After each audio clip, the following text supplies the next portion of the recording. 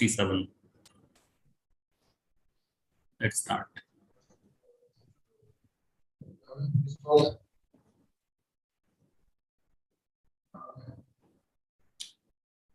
Good morning, everyone. So today we are starting starting this webinar called Addressing Risk with Growth in the Business in the Microfinance Sector. We have seen that from a sporadic initiative across country, now there is like 1,124 lakh active loan accounts are there, and 225 institutions are here to cater the poor people of India, where 82 NBFC MFIs are there. It's an interesting move over 25 years, and Mr. Fernandez is here. He's the father of Sa-Dhan, and he can also help us to understand how the growth has been. So even when we are seeing the growth in the active loans, year on year, we are seeing around 12.6%, but the range is like a big, like from 31.5%, the lowest one is 5.7%. So this is where we are seeing the growth. This is where we are seeing the sector which is coming back in the post-COVID era. It is the need. It seems that it is really the need of the poor people. But when we grow, possibly there are other things associated with it. One of the things is definitely the risk is associated with it. So I won't take much time. I will like to invite Mr. Gigi Maman, CEO and ED of Sa-Dhan, for a formal welcome and context setting. Over to you, Gigi. Thank you so much, Saibal, and good morning to all of you. Good morning. Good morning, sir. Alivanji. Good morning. Good morning. Good morning. Very good morning. And panelists for the day, Good and morning. all the participants from various microfinance institutions. And my special welcome to Aloysius Fernandez G. He has been kind to be part of this webinar. So let me start with saying that, see, lending is a business of risk. You can't avoid risk in a lending activity. So what is that we should do? The thing which, as a prudent risk manager, we should be able to minimize the risk. That is what we should be looking at. We can't say that there won't be any risk as far as lending is concerned. There would be a bit of risk, and that is what the lending itself is. So how to reduce the risk, how to minimize the risk, how to manage the risk, probably this is what we should be looking at, and this is what we will be discussing today. For any lending institution, there are three types of risk involved. One is credit risk, another is market risk, and third one is operational risk. And all these three risks are equally applicable to the microfinance institutions. Credit risk in the form of defaults, market risk in the form of liquidity risk or interest risk, interest fluctuation risk. And third one is operational risk in the form of various, of course, our sector had been facing a lot of operational risk in the recent past, which includes external events. It includes events beyond our control. It could be technology-based issues, or it could be issues of internal mismanagement like frauds, those kind of things. So all the three risks are equally important. And of course, beyond that, you can also have reputational risk, you have regulatory risk. These are all things which need to be looked into and has to be managed properly. So I'm sure today's discussion, our eminent speakers would be definitely throwing light on all these aspects and how we can minimize the risk. I have seen microfinance sector from the close quarter, because as I was heading one of the microfinance company before joining Sa-Dhan, I have seen how the risk happens in microfinance sector. See, one thing which I have seen very clearly is that any laxity in supervision or monitoring, that can lead into a lot of operational risk. Any identification of the borrowers it's their proper appraisal. These are very necessary as far as the reducing the credit risk is concerned. Of course, the market risk, there is the liquidity risk and the interest risk. This is something to be seen by the top management of the institution. Basically, looking at how to manage the liquidity, how to see the interest rates changes are not affecting their margins. So these are something which the top management will have to see. But as operational units, credit risk is something very, very important and very much necessary, and everyone has to be sensitive to that.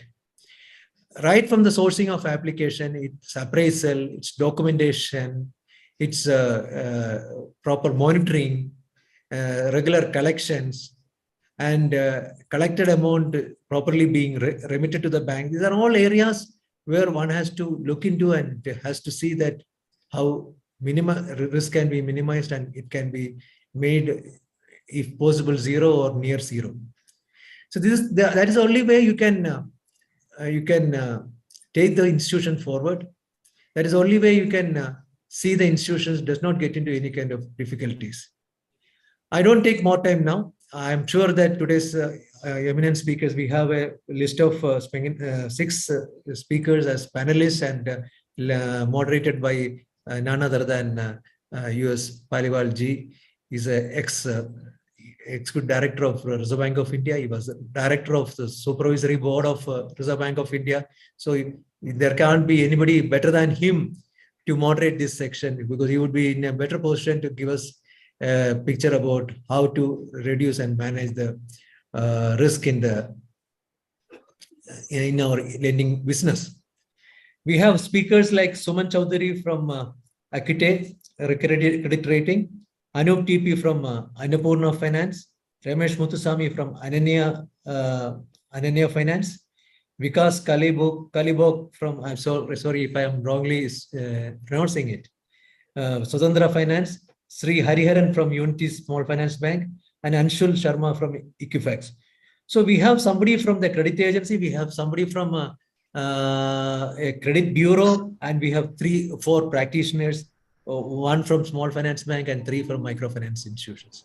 So all these 6 people would be in a better position to give us the different perspective of risk management in their institutions and how we should be looking at those.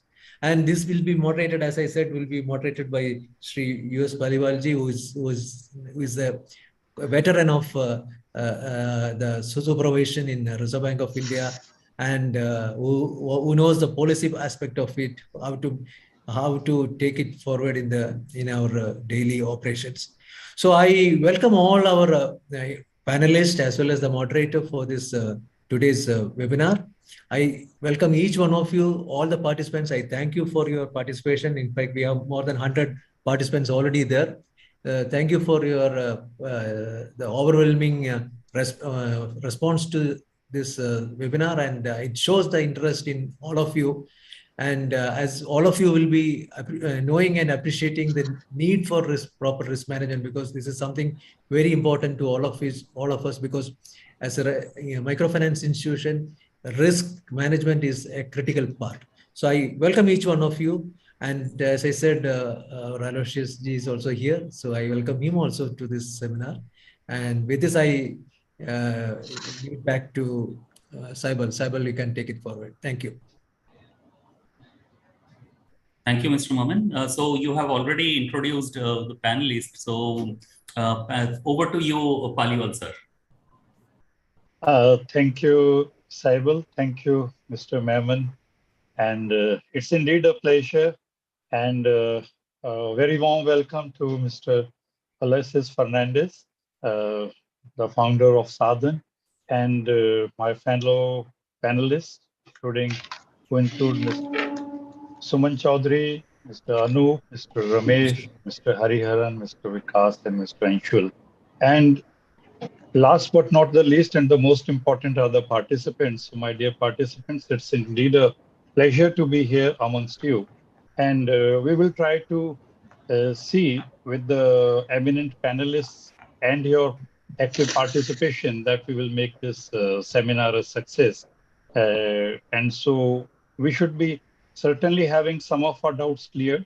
And if there are certain things which require a longer term perspective, both at Sa-Dhan as well as at our end, we will try to see that what best we can do.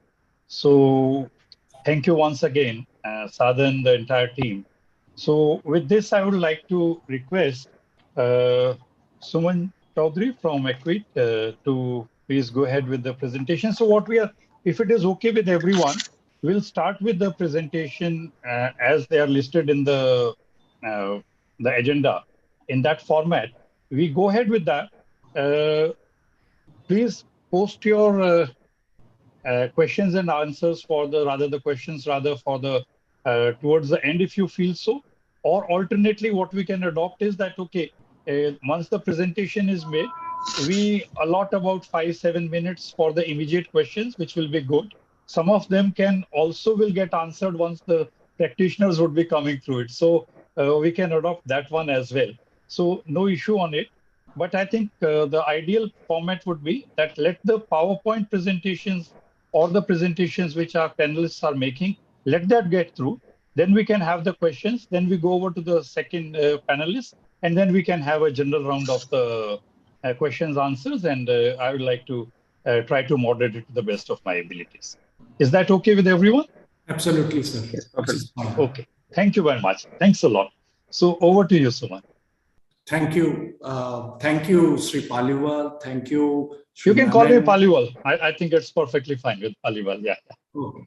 Thank you. Thank you, Paliwal. Thank you, Sri Maman, and all the distinguished panelists and all the people who are there in the audience. It's a real pleasure to be part of this session. We have been here before, and it has always been a privilege to participate in the proceedings and interact with the members of Sa-Dhan. I still remember, those days of the Andhra crisis, as many of the distinguished, persons in the audience are aware. When probably it was this time, if I recall rightly, in around October, November, when there was a lot of, I think, apprehension on what's going to happen to the portfolios, especially in Andhra Pradesh during that time. And, I was part of a rating agency even then. And, it was really difficult. It was a very difficult time. And I can tell you that it's great to see that the sector is thriving, not only, existing, but also thriving after a decade and more than a decade and doing well. And we have just also seen another challenge through the pandemic. So it just kind of shows the resilience of the sector and the kind of ecosystem that's also facilitating the growth of the sector. So I will just spend some time quickly running through a few slides, and we'll be happy to take any questions. So just give me some time to just share the slides.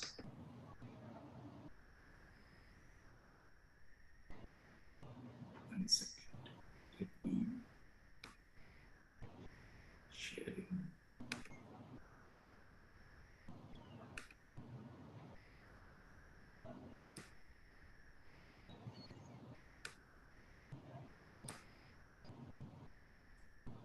Is the slide visible?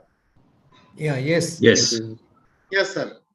Okay, thank you. Thank you so much. So as I said that, we are, microfinance has emerged from so many challenges over the years. And this was COVID-19 was another challenge, which it was an unprecedented, I would say, force majeure event, which kind of encompassed the whole world for almost 2 years. And here we are sitting and discussing about the growth in the next phase of growth in the microfinance sector. I think this kind of shows that the sector has today come of its own. There are challenges that we are going to discuss, but I think today the sector has achieved a resilience of its own. It has evolved to a stage. It has adopted technology, So it's not that sector which we had seen maybe 10, 12 years back during the Andhra Pradesh crisis. So what I will do is I'll quickly run through some slides. The idea is to also just speak about our equity. I think most of you would know about equity ratings. We are not a new rating agency. We have been working for almost 10 years, more than 10 years now. We have rated over 9,300 companies. Smera is also a very well-known name. In fact, it was one of the pioneers in SME ratings. We have done more than 50,000 SME ratings in the country. What we also did in terms of our initiative in sustainability, we created the first ESG rating company in India 2 years back. It is called ESG Risk Assessment and Insights. Today, it covers 1,000 listed companies in terms of the ESG assessment and reports. This is quickly a list of our shareholders, very institutional shareholding. SIDBI and Dun & Bradstreet are our major shareholders. But apart from that, we have all the top banks in the country as our sponsors. Today, we are a growing rating agency. As I said, we have rated over more than 9,000 companies. We have a very professional team of analysts, which includes MBAs, CAs. We do active research on 109 industries. I will talk about our microfinance coverage. We have a significant coverage in the overall financial sector today. We are also involved in securitization and loss assessment. This is a quick profile of our board of directors. Just to mention, Sri Viswanathan, who was the ex-deputy governor of the Reserve Bank of India. He is our non-executive chairman. We also have Mr. Arun Tiwari, who was the ex-Union Bank of India MD as part of the board of directors, apart from other eminent members. So it's a pretty professional and experienced board, which is something that we pride ourselves on. In terms of coverage of microfinance companies today, we have rated around 33 today, outstanding position. We have outstanding ratings of 33 microfinance entities. This includes 33, this 21 is a rating in the investment grade category, and the others are in the non-investment grade. The total outstanding AUM of these rated entities is around 21,000 crores. This is just a kind of a pictorial representation of what we have. Just one second. Yeah. So 33 MFIs. And as I said, 21 MFIs which are rated in the investment grade, 12 MFIs in the non-investment grade. In terms of size, if you look at, we do have some MFIs who are relatively small with AUM less than 200 crores who are in investment grade. And we also have some larger MFIs which are more than AUM of 200 crores. That's around 16 MFIs. Apart from those which are in non-investment grade. So it's a fairly diverse kind of distribution of MFIs that we have seen, and which has given us a good perspective of the sector over the last few years.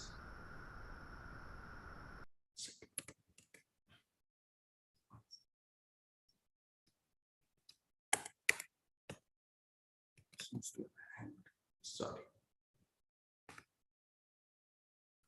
Yeah. We can't hear you. Yeah. Is this visible? Yes, it is visible. Okay. So this is a quick distribution of our geographical diversification in terms of clients. There are clients from Eastern region. There are clients, a few clients from Northern region, and also from the South. So let me come to the opportunities that we see today in the MFI sectors in terms of growth prospects. Saibal mentioned about the growth that we have already seen in this sector. Despite the pandemic, the total industry size, including, of course, the banks and the small finance banks, is estimated to be almost 3 lakh crores. It was 2.8 lakh crore by one source as of March 22. And one third of this, almost a lakh crore, is accounted for by NBFC MFIs. Today, despite this kind of growth, it is still believed that the growth prospects are high, and that the reason is the household penetration of MFIs is still low. And this is some number that I have picked up from Sa-Dhan's website itself, 18.5%, which is still showing that there is a lot of prospect. Pandemic has been disruptive, no doubt, but what it has helped is it has pushed the digital initiative to a very significant extent in the whole financial sector, and of course to the MFIs. So financial inclusion, where there is still a large need, plus the technological improvements that are happening, all this are going to be the key drivers in the sector in the near to long term. The other factor which we believe has been a very significant enabling factor is credit bureau information. The way credit bureaus have come up, especially in the MFI sector, the kind of information that is available, definitely it is enabling. And last but not the least, RBI, through its various regulations, particularly in terms of the exposure that MFIs, the increased exposure that MFIs can have, the SROs, I think they are all playing an important role, not just in facilitating growth, but also sustainable growth.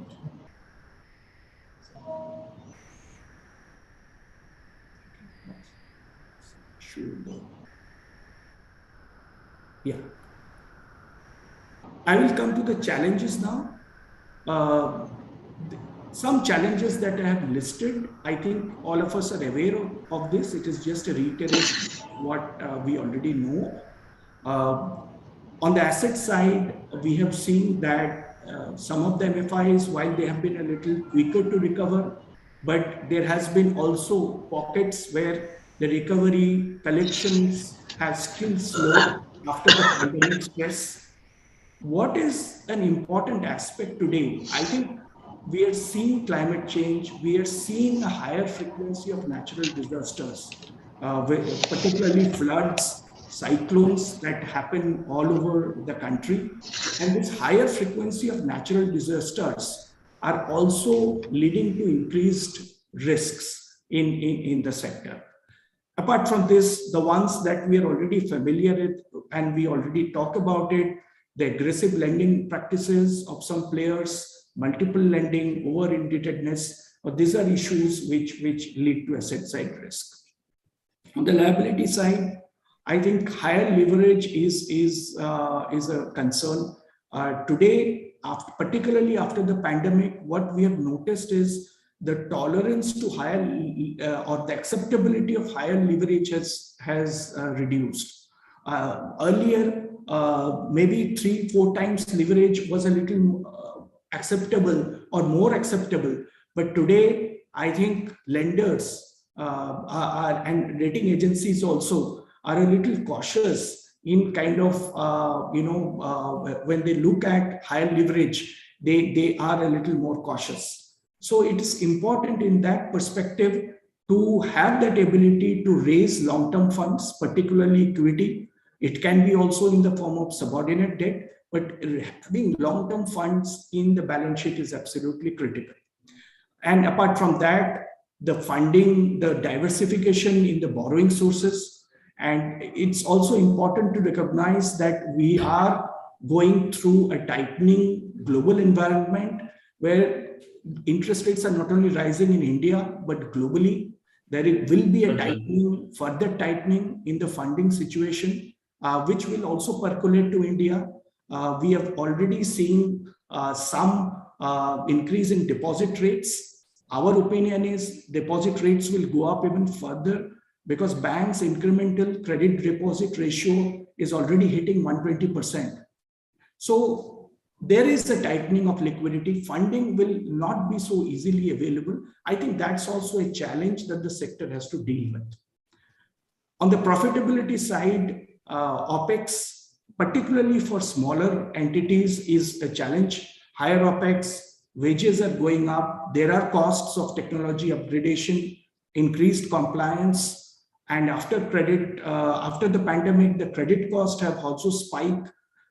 We have seen credit costs for many MFIs going up to almost 5%. It is slowly coming down, but it's very important that credit costs come below 2% for the sector to be sustainable.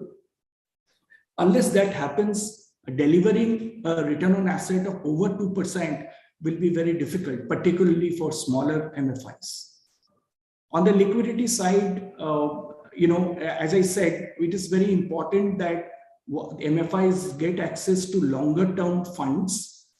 These funds can be from institutions, which can be, let's say, SIDBI, NABARD, financial institutions which can offer longer term funding, because we have seen that most of the funding is essentially short term. So if longer term funds are available, the ALM position can be better. There is also this risk that sanctions may slow down. We have seen that in some of the smaller MFIs, which limits their liquidity cushion, and this can also impact disbursements. So this is not, of course, the scenario in the overall sector, but in pockets, we are observing those risks, and that is something that we wanted to highlight. On our rating criteria, I think I just put it crisply, just to focus on the key factors. What are the financial and non-financial factors? Financial factors, we are all aware of what are the key aspects that we look into: capital position, leverage, asset quality, profitability, and of course liquidity. So these factors don't essentially change. These are the fundamental factors. On the non-financial aspects, on the operational aspects, the geographical diversification, given the kind of risks that I talked about, in terms of impact of weather, in terms of impact of any particular incident or event, political event, geographical diversification is very critical. So the presence in a state, to what extent will an MFI be present in a state? That becomes a very important element in the overall risk configuration. Also, the loan cycle, of the borrowers, how many loan cycles have they seen, and of course, of book exposures, do they have? Also, if they have experience in co-lending, BC, that's something that is emerging, that also becomes a positive. On the other softer aspects, management experience, quality, extremely important for a microfinance entity.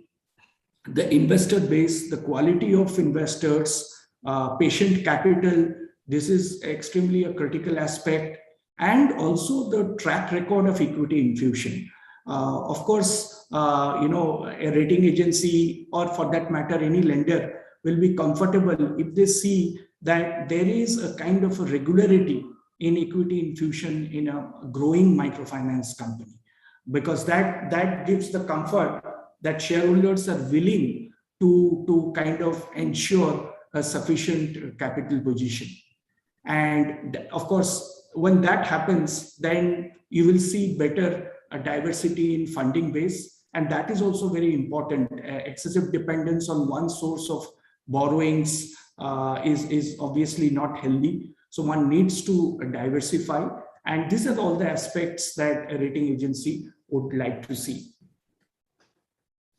This is the last slide that I have, and this kind of differentiates between what I would call MFIs which are vulnerable and which are stable.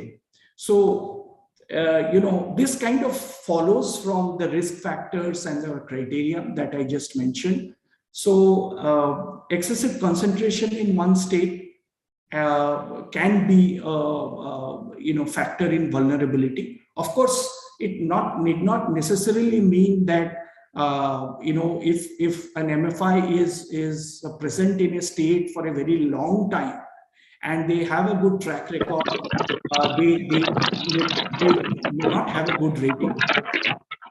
No. There is some noise coming from somewhere. Thank you. Am I audible? Yes, Yeah. you are audible. Thank you. There is somebody called Surya Awasthi. Surya Awasthi. Please, you have to mute yourself. Sandeep, if you can mute him. Thank you. So concentration, exposure in specific states is one factor when we assess vulnerability. Exposure to high-risk districts, I think Sa-Dhan also identifies high-risk districts in terms of delinquency patterns.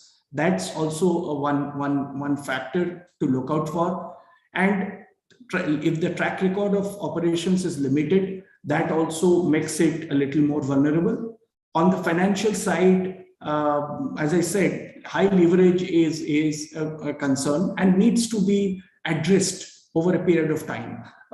There can be high leverage at certain points in time, but if equity infusion happens subsequently and leverage doesn't go up, I think that is where the comfort can come in. Improvement in collections is important. If MFIs are not showing that improvement, which means that there is a likelihood of write-offs. If the restructured portfolio is high and the collections is not improving, that also can be a point of concern. And of course, the funding side on how the MFIs are able to raise debt or equity, that's a very important aspect to assess vulnerability. Reverse, on the other hand, stable MFIs, they will typically have geographically diversified borrower base. They would have seen multiple lending cycles, and the ticket size also will be fairly moderate and not large, which essentially will indicate less aggressive lending or a little more prudent underwriting. We would expect them to have a lower leverage, improving collections after the pandemic, and of course access to diversified funds. So these are essentially the differentiators between a vulnerable microfinance entity and a relatively stable entity. So this is, I think, what I kind of wanted to highlight in terms of how we look as a rating agency. We are looking at the sector, and particularly after the pandemic. And I will be happy to take any further questions on this. Thank you so much. And over to you, Mr. Pali. Thank you, Mr. Suman, for an elaborate presentation, giving all the details, also the experience, the AUMs, which you have, which are fairly large and also diversified. What I have been able to get through, and I think the participants would also agree with me, is that what we require is that in addition to the financial factors which are responsible and which we are well aware, some of the factors, like say someone is starting as an MFI, so they will certainly not have that much of the cycles being completed. So they will have to start afresh.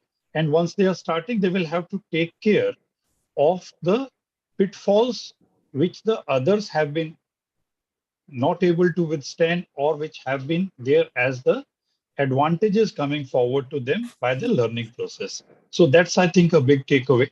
What I would suggest is that the pace has been set by Mr. Suman Chaudhary. So what we can do is that we can go to the next presentation. You can keep your questions and answers, questions rather ready. Answers certainly we would be able to provide. I'm very sure about it. So I think for the continuity purpose, we will go ahead with the second presentation by Mr. Anu. Over to you, Mr. Anu. Thank you. Thank you, Paliwar sir, and thank you, the Sa-Dhan team members, for conducting this webinar and for inviting me to participate. Well, these are these initiatives are what makes our industry stand out. I mean, in the way we have carried out, the way we have built up this association, and the way we have created this platform for sharing of information is what makes this microfinance industry different and unique from the whole the financial industry in the country. And before covering the risk associated with the growth in the industry, I would like to decode the drivers for growth in the recent times. Let me just start my presentation. Give me a second to do that. Yeah.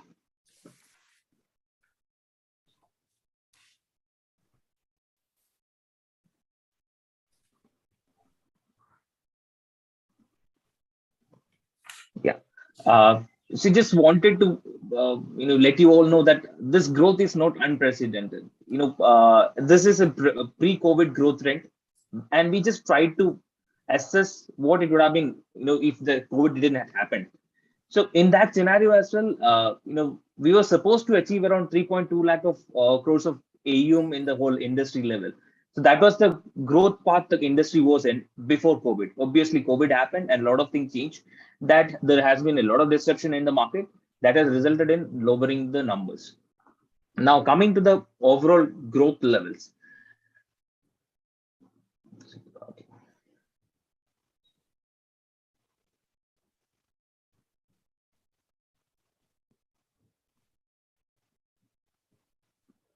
See, here, and if you see the July numbers. Now it is coming up. Yeah, now it's there. Yeah. Yeah. Okay. So if you see the July numbers, as per the Anup, can you put this in the presentation mode? Yeah, sure. Yeah.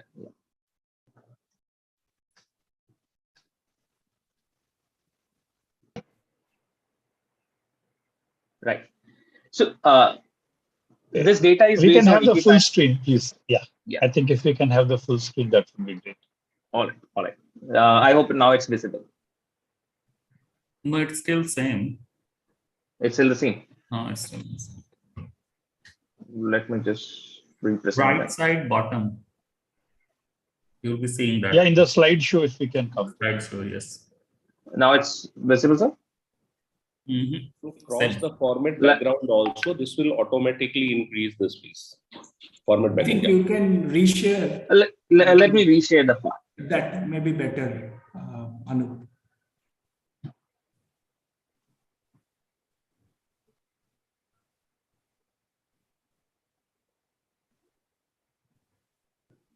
I hope the screen is visible now.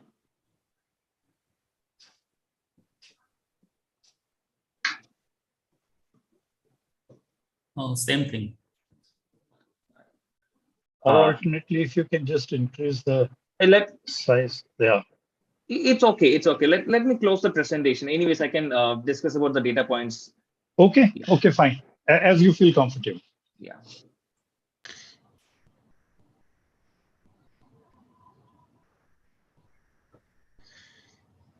All right. So, by June 2022, what we could identify is around 25% is the growth rate for the whole industry. And out of that, the microfinance industries grew by around 35%. So a lot of people question this as a higher growth. What my point or what we have assessed is, out of this total 25% growth rate, around 65% is from the existing clientele, and only the remaining 35% is from the new clients. And even out of that 65% of new, existing customers, there has been a lot of, I would say, returning customers. So during the COVID times, what happened is because of the scarcity in liquidity, a lot of customers we had to exclude from the new loans. So these customers now are coming back to the system because there is an extra liquidity in the system, and now a lot of MFIs has started lending again. So because of the returning customers as well, the industry could achieve around 25% growth rate. Now that the RBI has came up with a new regulation, and there is a scope for product innovation, and there is a scope for maybe coming up with an MSME or a MSC kind of loans, which has a higher ticket size and all. Even the whole industry, as well as the rating agencies, all are predicting a rate of around 35%. My topic here is about the risk which is associated with such a growth rate. So when you talk about a 35% growth rate, what are the risk elements which is involved? I have divided this in three classes. All are majorly among the operation and credit risk elements. One is staff and the area of operation or expansion rate. The other is obviously the client identification and the client credit worthiness. Third can be a client training, quality of portfolio, or the supervision aspects. When it comes to staff and operation area expansion, if someone achieves a 35% growth rate, and if they have an attrition rate of around 35% to 40% in the field level, what it literally translates to is within 1 year, they're out of the total staff they have, around 55 to 60% will be new staff. So that is a reality. So if an industry, if any player who grows at a 35% growth rate and has an attrition rate of 35 to 40%, obviously they will end up having around 60% of new staff in the system within very one next year. So the problem with the 60% of new staff is essentially somewhere, there can be a compromised recruitments, obviously, because there is a speed of growth and we have to sustain it with this recruitment speed. Then there can be a weakness in the connect with the customers. See, the model we are working in is a high touch model. And if there is a weakness in the connect with the customers, obviously that leads to credit risk. Then obviously there comes a chance of fraud and a deviation from the code of conduct. These are the risk events when it's come to staff. I will come to the control measures which any institution should have in place for these risk elements. Coming to the next risk aspect, that is expansion. To sustain and to sustain such a growth rate, any institution has to open new branches or expand to new territories. And obviously, even our rating agency, my fellow panelists also mentioned that diversification of geographic area is something which is very relevant for the institution to take up. But the problem with this expansion is at times, institutions tend to operate or go to areas wherein there is high disbursement. So such a strategy, essentially leads to opening a branch in a very wrong area. By very wrong area, I meant areas with very negative credit history. Such an expansion, what it leads to is it results in a negative area opening and ultimately a loss of around 2 to 6 crores. So this is something which we have seen in the past. There are examples like Sagar, Vidisha from Madhya Pradesh, wherein a lot of players came in, entered all together within a span of, let's say, 6 to 7 months. And within next 2 years, something or other happened, and there was a credit cost of around 2 to 6 crores for every institution. So that is what is related to wrong area expansion. Then comes the client identification, credit worthiness. Sorry, I had a presentation, slide explaining the numbers, but let me just explain it right away. So what we have identified is in the last 6 months trend, there has been an increase in the average outstanding of customers. So earlier, the average outstanding average outstanding, including all the entities, it has increased by around 7,000 rupees in the last 6 months itself.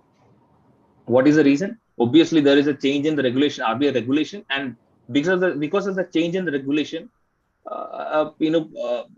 earlier regulation of limiting the outstanding or limiting the number of lenders is no more, and that has resulted in average higher outstanding among customers. 7,000 outstanding in a field level translate to high risk. Secondly, we were cross-checking the EMI averages as well. The EMI averages, earlier, including banks, SFBs, and everyone, the average outflow of amount from a typical customer used to be around 4,100 rupees. Now, after the new regulation in the recent months, what we have seen from that 4,100 rupees, it has increased to around 4,900 rupees. Around 700 rupees of EMI increase was also visible in the last 6 months itself. So for a field person or for a microfinance customer, that 700 rupees average increase is huge. And we were doing some assessments as well. We were trying to assess out of the total customers whom you whom you track in a typical month, what is the percentage of customers with more than 5,000 rupees EMI? Earlier, we used to have around, let's say, 10 to 15% of customers out of the total customers who were having this higher EMI. Now that 10 to 15% has increased to around 20%. So it's a true that we should identify this problem that, there is an increase in average EMI among the customers, which obviously will lead to, customer burden and maybe an issue in the future. So that is the second problem I wanted to talk about. And the third problem we should cover is client training, quality of portfolio, and supervision. So when you are in a high growth rate, obviously there's a possibility that the client training is not to the level which was there before. What it can lead to is let's say, please do. To sustain this growth rate, almost all the entities have moved to the digital era. Now collections are majorly focused on digital collections. There is a training which is done digitally. Even we are all pushing for 100% digital transaction era. But what happens is there is a high growth which the institution has to achieve, and then there is a push for digital era. Somewhere the clients are not getting trained enough for that digital transition. The problem with that is we have faced in the states like Bihar. In Bihar, there was a scheme wherein a lot of customers were getting calls from Jamtara or similar fraudsters asking for depositing money to their bank account, saying that they will get a higher ticket size loans, and customers easily fooled by such fraudsters. What is the underlying reason to it? The underlying reason is somewhere to sustain that growth, we are moving towards a digital era, and somewhere that client training has not happened properly. So these are the major risk elements when it comes to expansion or rapid growth. What essentially are the control steps? For staff and operation area expansion, we as a company, what we does is for recruitment, there is a separate cell for identifying the quality of recruitment. There is a screening, there is multiple levels of screening. For each and every staff, the background check is done. The Equifax employee bureau is compulsory for all the staffs. There is a monthly monitoring of quality of recruitments. So these are steps which one should take. Secondly, obviously we are having tie-up with third-party companies for continuous learning programs for the staffs of ours, which is done at a minimum frequency of around 3 to 4 months. And the third point for avoiding the staff-related issues are we are geotagging all the customer locations. Thereby, there can be an industry benchmarking which can be done for each customer and for an area level. So let's say for each and every area level, there can be a benchmarking which can be done with the industry, and this can act as an early fraud indication.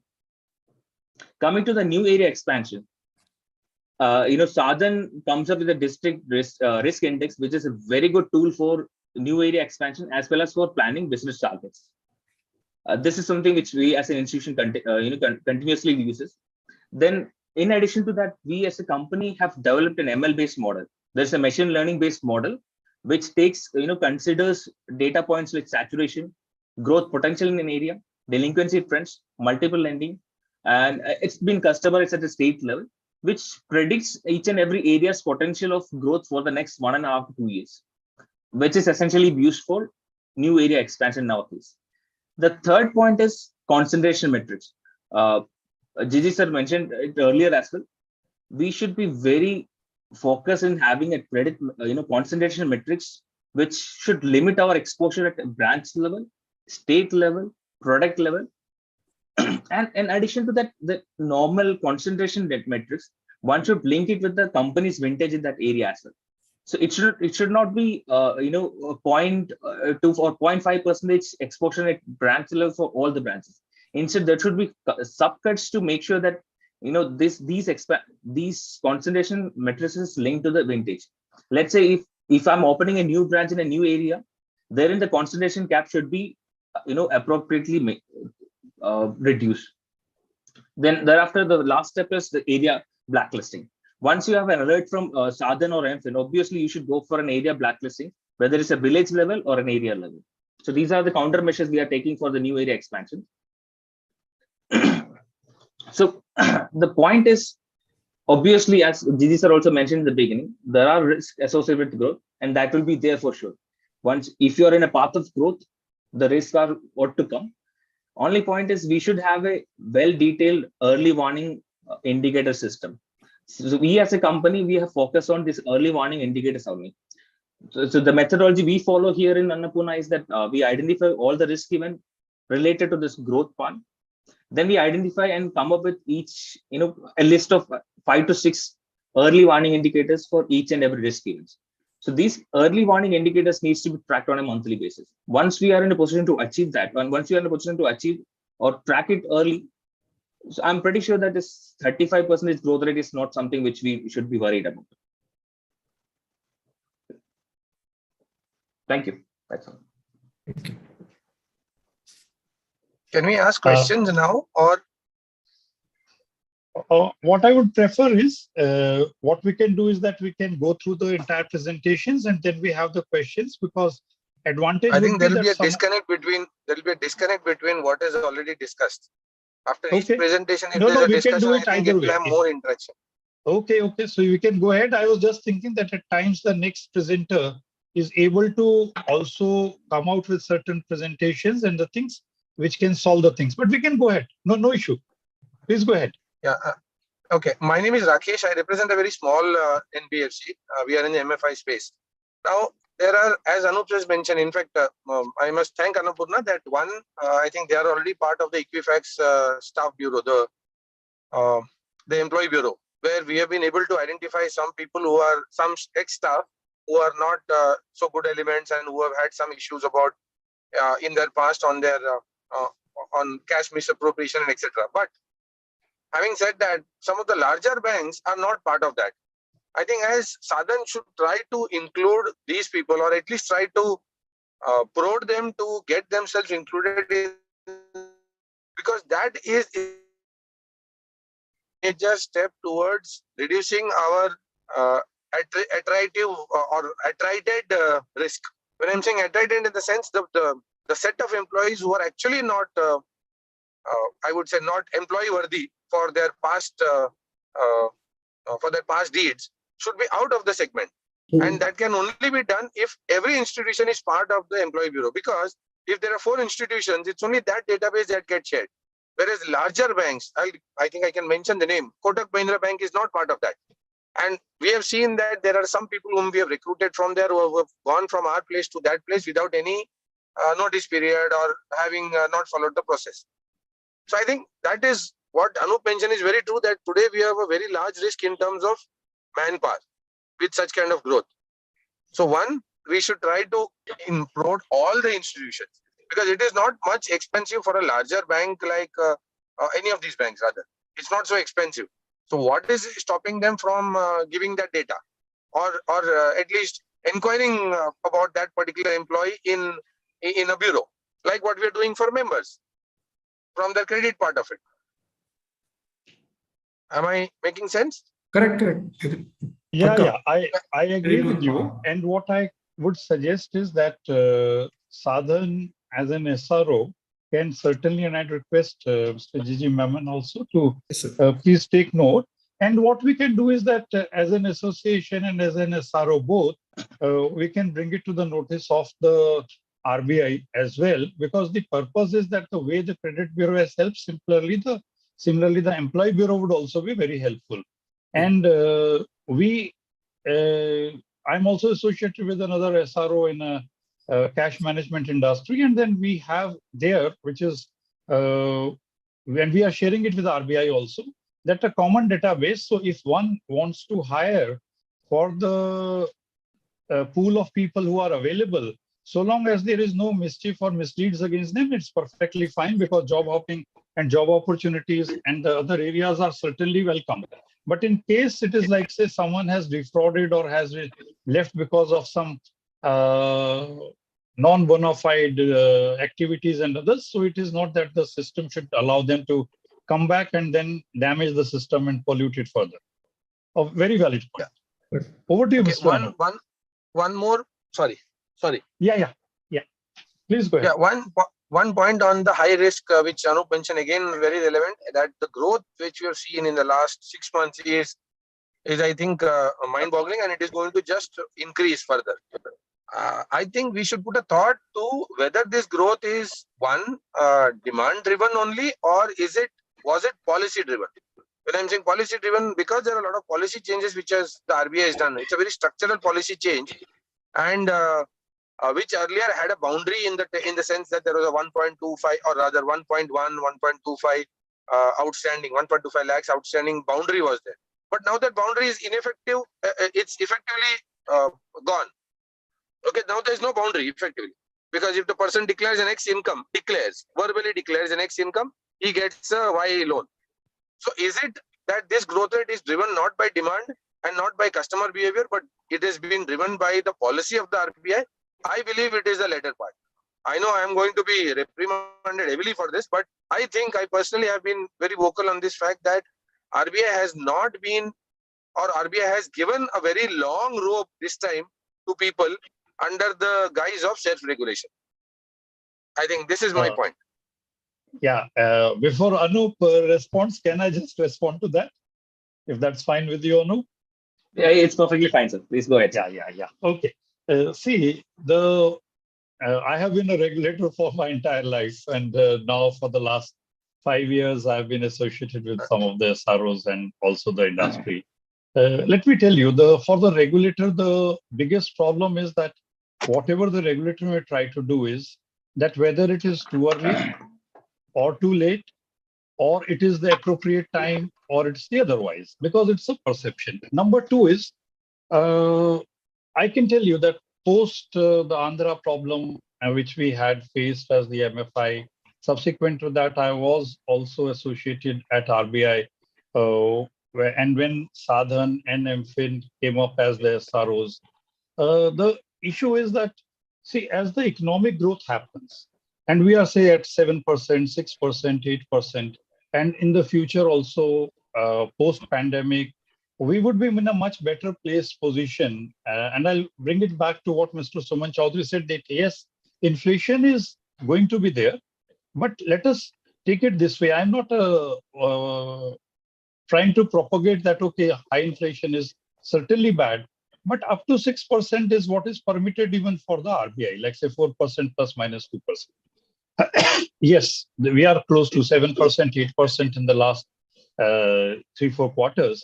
But compare it with the economies of the world, which post-pandemic are now witnessing a 40-year-old high or 45-year-old highs in the form of double-digit inflations.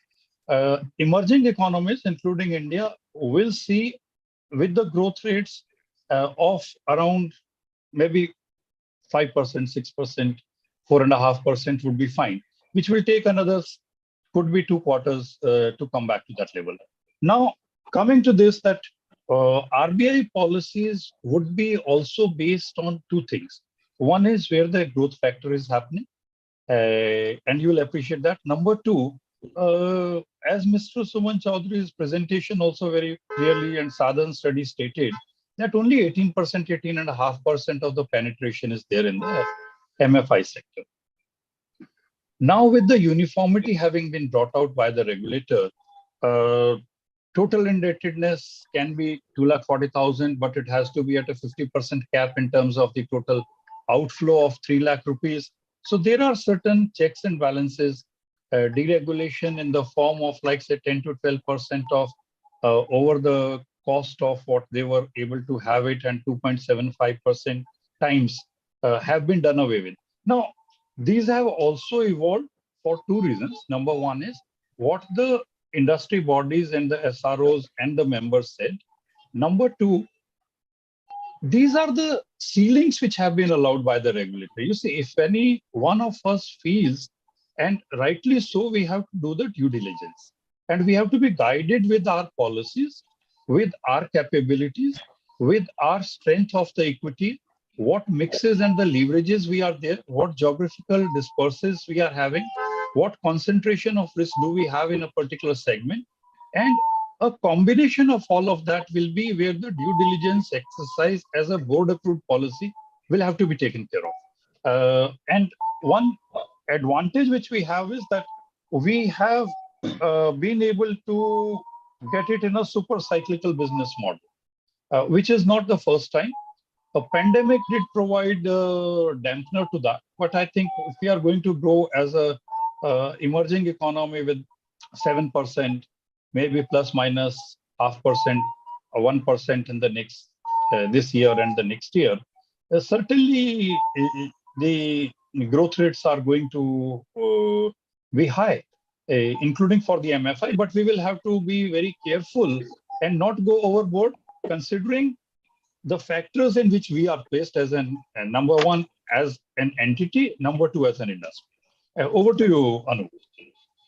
Uh, uh, yes, sir. So just wanted to answer Rakesh's question here. Well, I would say we should, welcome the RBI's motive or in changing the regulation. So just think about the scenario: a microfinance clientele, if he or she wanted to build up a house, these people, they were not given an opportunity to get a micro housing loan before. Now that we have this new regulation in place, and there is a lot of scope for innovating new products into this sphere. So now someone can design a new micro housing loan for these customers. So I would say we shouldn't criticize the new RBI regulation altogether. It's just too early to comment on. I do understand there is an increase in the EMI burden among the customers after the regulation, but it's too early to comment on. We as a regulator, we as a SRO, we have two SROs, very active SROs in place. We can discuss with the SROs, and we can obviously come up with self-regulation in order to curb those issues, obviously. But this has given us a scope for innovation. We should always remember that. Thank you. No, while I accept that innovation has been allowed, but the fact that everything is now verbal driven, the income, everything, the whole loan concept is driven by the income of the household. Okay, I understand the concepts like household have been changed, all that is okay. Deregulation of interest rates, all that is fine. But the one major concept which is going by the income of a person, the verbal declaration of the income of a person, that is what is going to determine the growth in this industry. And that is what has actually determined the growth in this industry in the last 6 months. And fortunately, unfortunately, I have been in this industry now, not more, just for around 10 years. And I have seen people have used the regulation in the way they want to, which is fair, as long as their risk methods are allowing them to do so. But as an industry, we have to be very, very careful, because it will take just a member 1 or 2 months to understand. To get a higher loan, I have to declare a higher income. That's it. It will take her just 1 month, not more than that. But we will have to do the due diligence as well. Yeah, that's what I'm saying. Who's going to do the due diligence? The due diligence is done by the person who is the same guy who's at a 35% attrition rate. Please understand. The due diligence is done just at two levels. It is not done at the head office level. No, Mr. Rakesh, let me put it. Yeah, your point is very well taken. I do understand that, and all of us also as participants and panelists and at Sa-Dhan would also be taking cognizance of that. But at the end of the day, it is like, say, I'll just give an example, might be a bit weird. When we have a car which can go up to 200 kilometers, but if I'm driving in a city which does not permit to go beyond 40, the speed limit might still be 60. So I'll try to go at 40 or below 40 because the traffic does not allow me to do so. The upper ceilings are the ones which the regulator or the industry bodies would have asked for and the regulator would have provided for. But that is the ceiling. What we have to do is what is good for us as an entity, what is good for us as an industry. And then with the learning process, let not the accidents and all be happening. See, attrition, yes, 35%, 30% is high. So is the IT industry witnessing also a very high attrition rate. So there will be mishaps in case we are less cognizant of the pitfalls. And at times we will have to look at, and then where the industry bureau of the employee bureau, the data banks and all will take care of the things where things can go wrong deliberately. For bona fide ones, I think the board approved policies and all will have to look at. And if we are looking at the mitigants of that by identification of the risks, mitigants of that, and then trying to address the residual risk both in credit as well as the operation side, that will be taken care of. Point very well taken, but I think we will move over to the next presentation, and I will request Mr. Ramesh Muthuswamy from Ananya Finance to go ahead, please. Yeah, thank you very much, Mr. Paliba, and thank you very much, Sa-Dhan Management, for giving Ananya Finance an opportunity to share our own thoughts about the risks and growth in the sector. I have a small presentation. I'm trying to share the presentation. Just give me a minute. Your video is on? Not able to see. Yeah, video is on. No, we are still not able to see you. Oh, I can see Ramesh. Ramesh, good afternoon. Hi, Suman. Good afternoon. Okay. Yeah, please go ahead. Ramesh. I'll just share my screen just on it. And now you are on the main screen.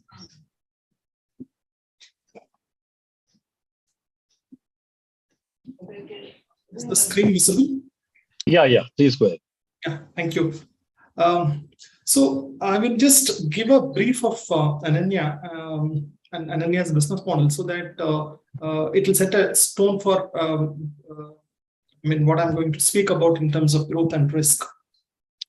Ananya, as you know, has been in this microfinance for many years.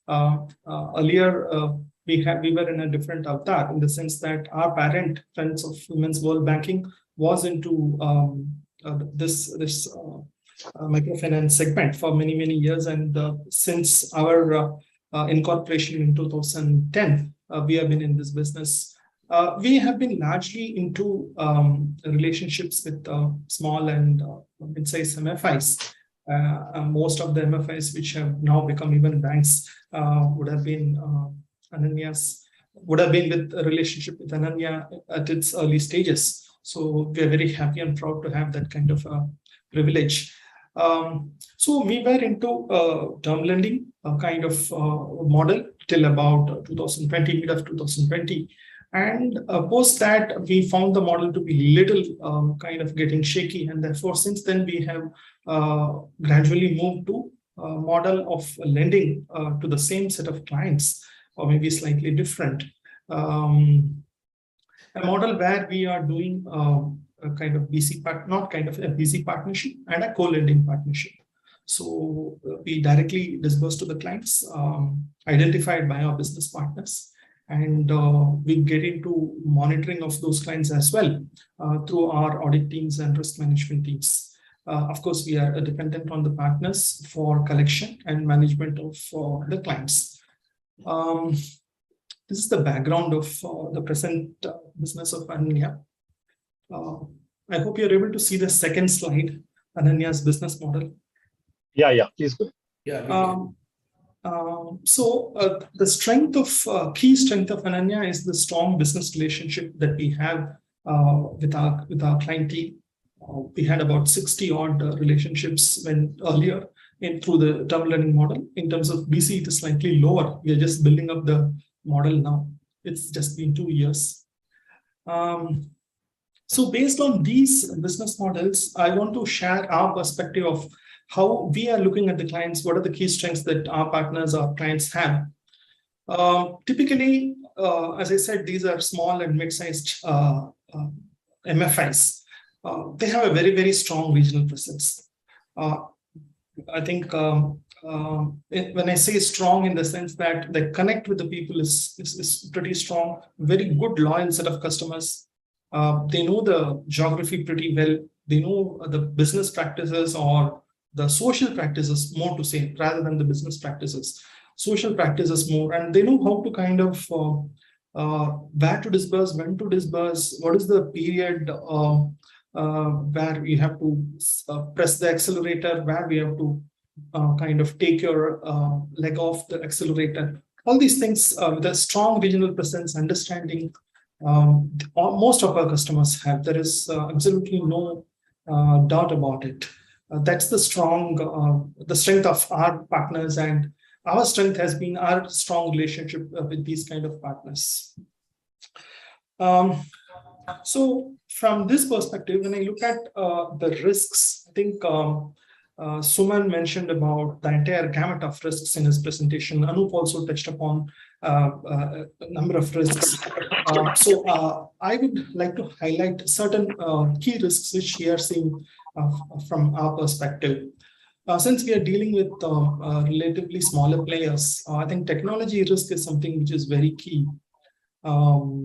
Because of the cost involved and the size of the operations do not really facilitate them or enable them to set up very strong risk management systems or technologies. But things are changing. People are trying to kind of, with whatever resources they have, both in terms of funds as well as in terms of people, they are trying to move to a better technology and to have better control over the operations. But I think still there is a long way to go. Technology risk is a key risk as far as these players are concerned.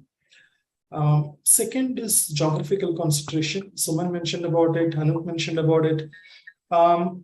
I think, I mean, this is something which often comes up, especially with lenders, with rating agencies. But my perspective is that with small players, you ought to have this. I mean, you cannot escape. There will, of course, be focused in geographies, in 1 or 2 geographies, maybe a couple of states, maximum 3 states. So this risk is something which is inherent with small players, because I mean there is no meaning for these players to kind of spread themselves thin over a large number of say geographies, either districts or states, depending upon the size of the entity. So it's better they work in their own areas where they know the geography in and out. So this is a risk which is kind of we have to live with.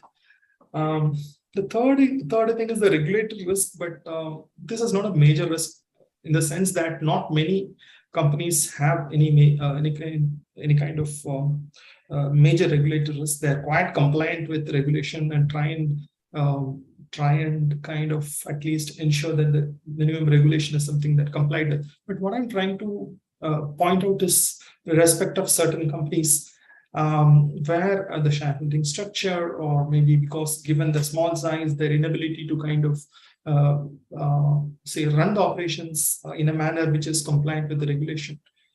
It's a very small portion of the entities that I'm talking about. The total gap in the whole spectrum, this could be a very small portion, but still this regulatory risk do remain. So we are very careful about those companies where we feel there is a regulatory risk. But having said that, as I said, this is a small portion. So these are the operational things which I thought I should highlight, apart from what Suman and Anup highlighted. I'm not going to repeat that. So these specific operational things I thought I should highlight. But the last 2 things that I think, the last 2 risks which I've mentioned, the inability to raise debt and equity. These are, again, some things which are inherent for the smaller players. They really find it hard to raise equity. In fact, to be very frank, some of the players don't want to kind of bring in an equity investor because they don't feel comfortable having an external investor in the company and trying to change the DNA of the company. If an external investor comes in, there could be a possibility that the DNA of the company gets changed over a period of time. So probably they would want to continue with whatever equity resources they have, or they can raise within their own reach through their friends, relatives, or whatever, and then continue to kind of carry on the business of the entity. So very fair from their perspective, but equity, but for growth, equity is required. Even otherwise, we find most of these companies have kind of stretched kind of positions. I mean, moderate to stretch kind of equity positions. The other thing I want to highlight here is that I am completely from risk background. So we also at Ananya feel that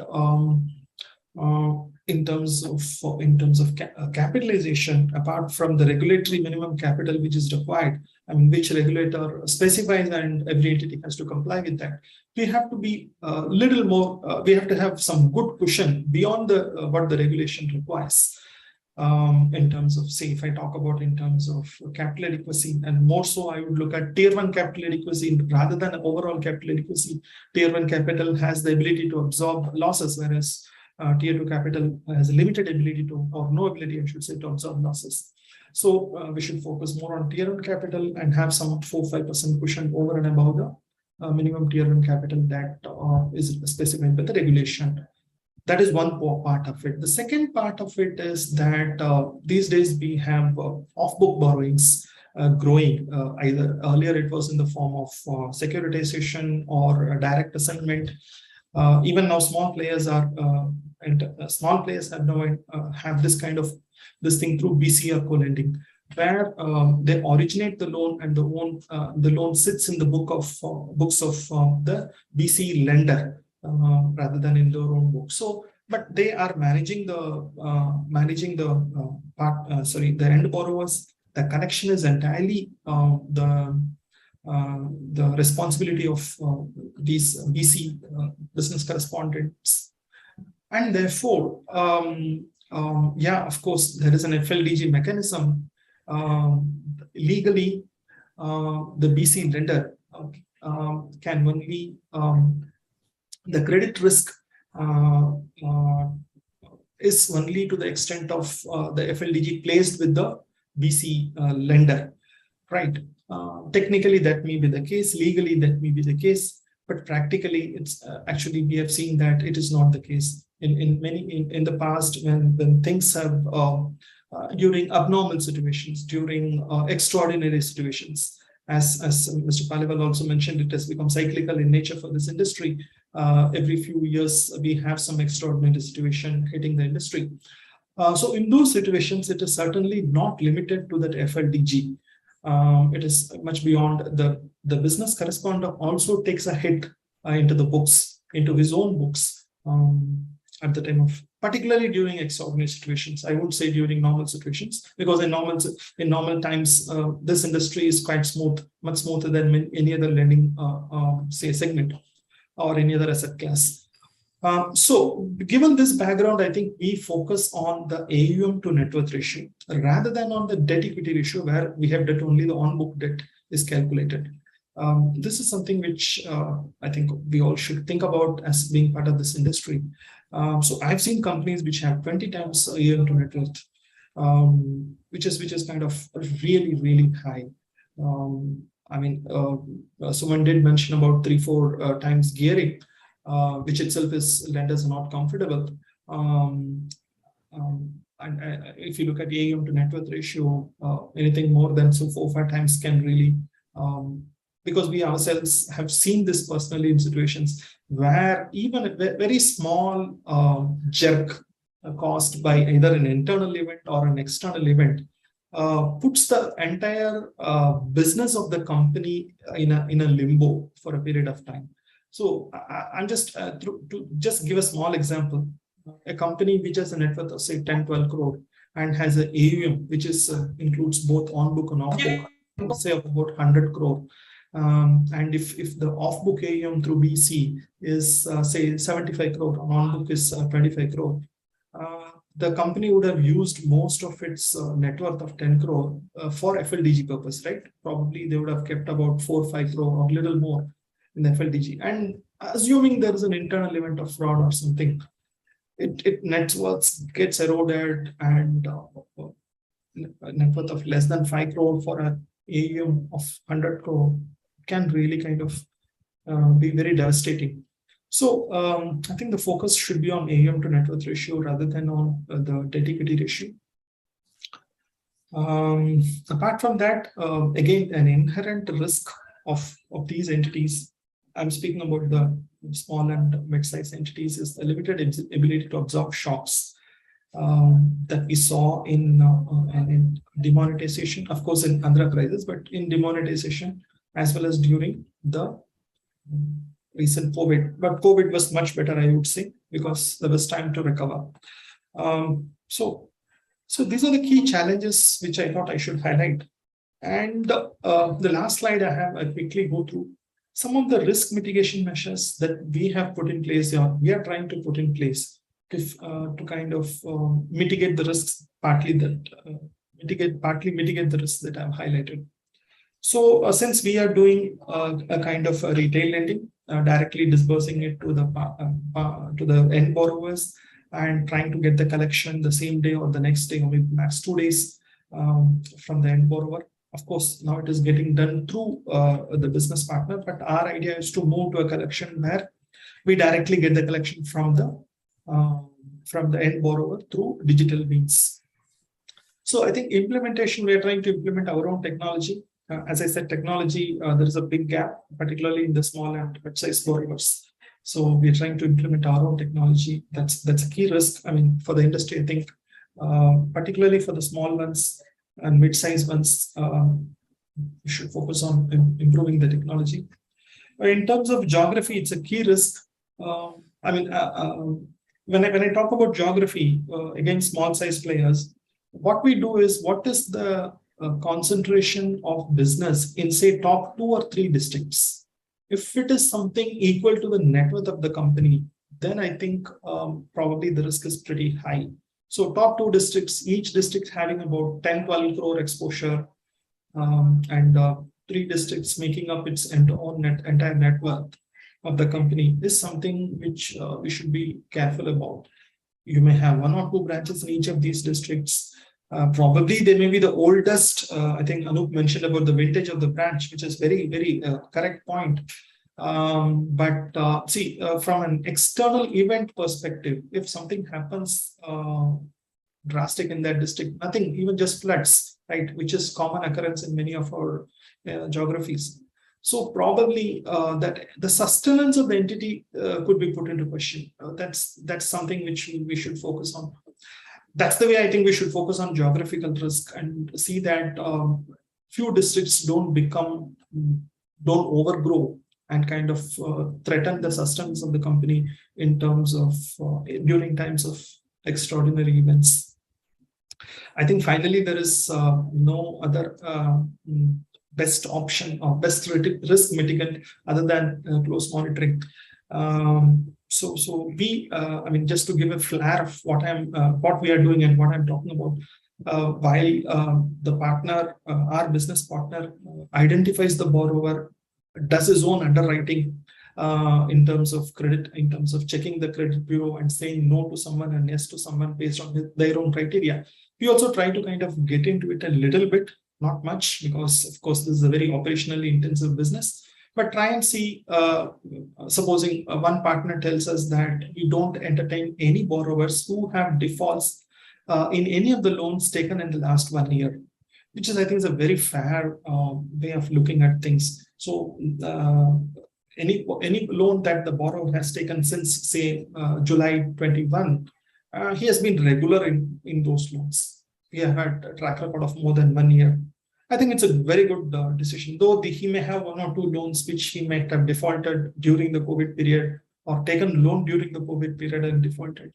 So such sort of things we try and do. That's what what I mean by close monitoring. That is something which we are doing as a lender, and it gives us a lot of confidence when we get to see what our partner is doing. And of course, we do a lot of test checks to satisfy ourselves. Take data and do test checks, sometimes even before disbursement. So that's what, as a lender, we do in these times to kind of mitigate the risks. So that's largely what I wanted to present. And thank you very much. And I'm happy to take any questions. Thank you, Mr. Ramesh. And what we will do is that maybe we have 3 more presentations to go, and we are already at 12:55. So what I would request is that the participants, you can keep your questions ready. But what we will do is that we will have the perspective from the remaining 3 eminent personalities and the panelists, and let us not be unfair to them, because that's the flow of the agenda as it is appearing. So may I request Mr. Hariharan Iyer from Unity SFB to please go ahead, and if you can make it between 5 to 7-8 minutes, it will be great. Sure. Thanks. The participants can also put their queries in the chat box. Sure. So thanks, sir. Thanks to Sa-Dhan for facilitating this event, the seminar. Just wanted to take a couple of minutes of introductory thing about what we do in Unity. We are close to 1,000 crores in terms of our portfolio, 180 branches. We are present across 11 states. We were an NBFC MFI till last year, October. We got merged into the small finance bank, which was set up to basically take care of the resolution for the PMC bank problem, which RBI was having. So we got merged into the bank as part of the SFB license process. So that's the basic introduction. I look after the risk and credit vertical of the inclusive banking division within the bank, which is basically to do with the microfinance and related client segment. The team is close to 30 members. This basically, I'm just trying to highlight so that what is the risk and the control culture that we are trying to build. And I will come to the implementation in the second stage. But before I go into the challenges and how we are trying to manage it, I would like to maybe say one broad thing that the current economic model that we are all part of by setting up maybe an institution or a company and then raising resources and all that is all part of the modern capitalist economic activities, where growth is the fundamental requirement. So nobody can run away from growth as such.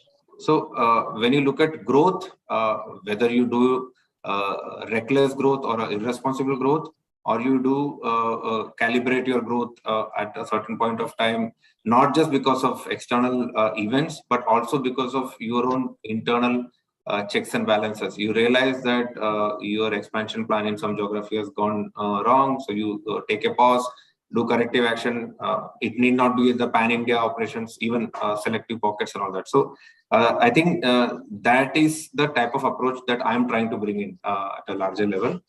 To do that, how do we facilitate that? So I will come to how we are trying to implement it. One framework that I'm trying to adopt into the department is of a positive risk culture. So when people say risk, means people start talking negatively or ye negative, wo negative. So I am trying to say risk will always exist, as Gigi sir initially mentioned.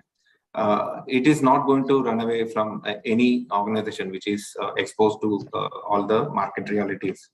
So a positive risk culture is what one has to look at, is my thought process.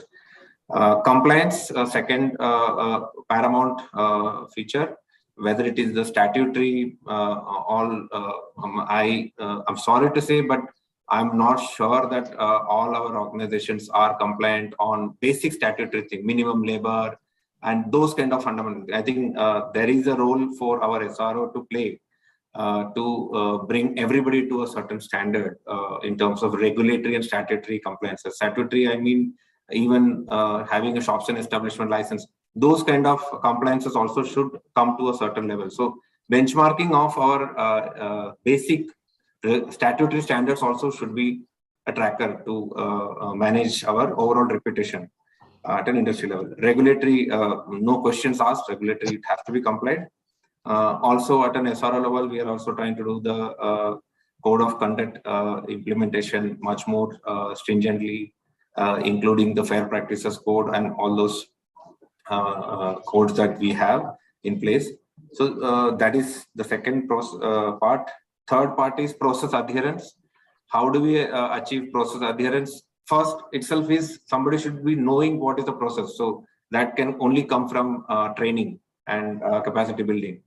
And how to ensure that the process is being complied, you have to monitor the process. So the 30-member risk team that I'm talking about for 180 branches is going to have presence of in every 5 to 7 branches. One risk official is going to be present to do a ongoing monitoring. So this has been kept independent from the business.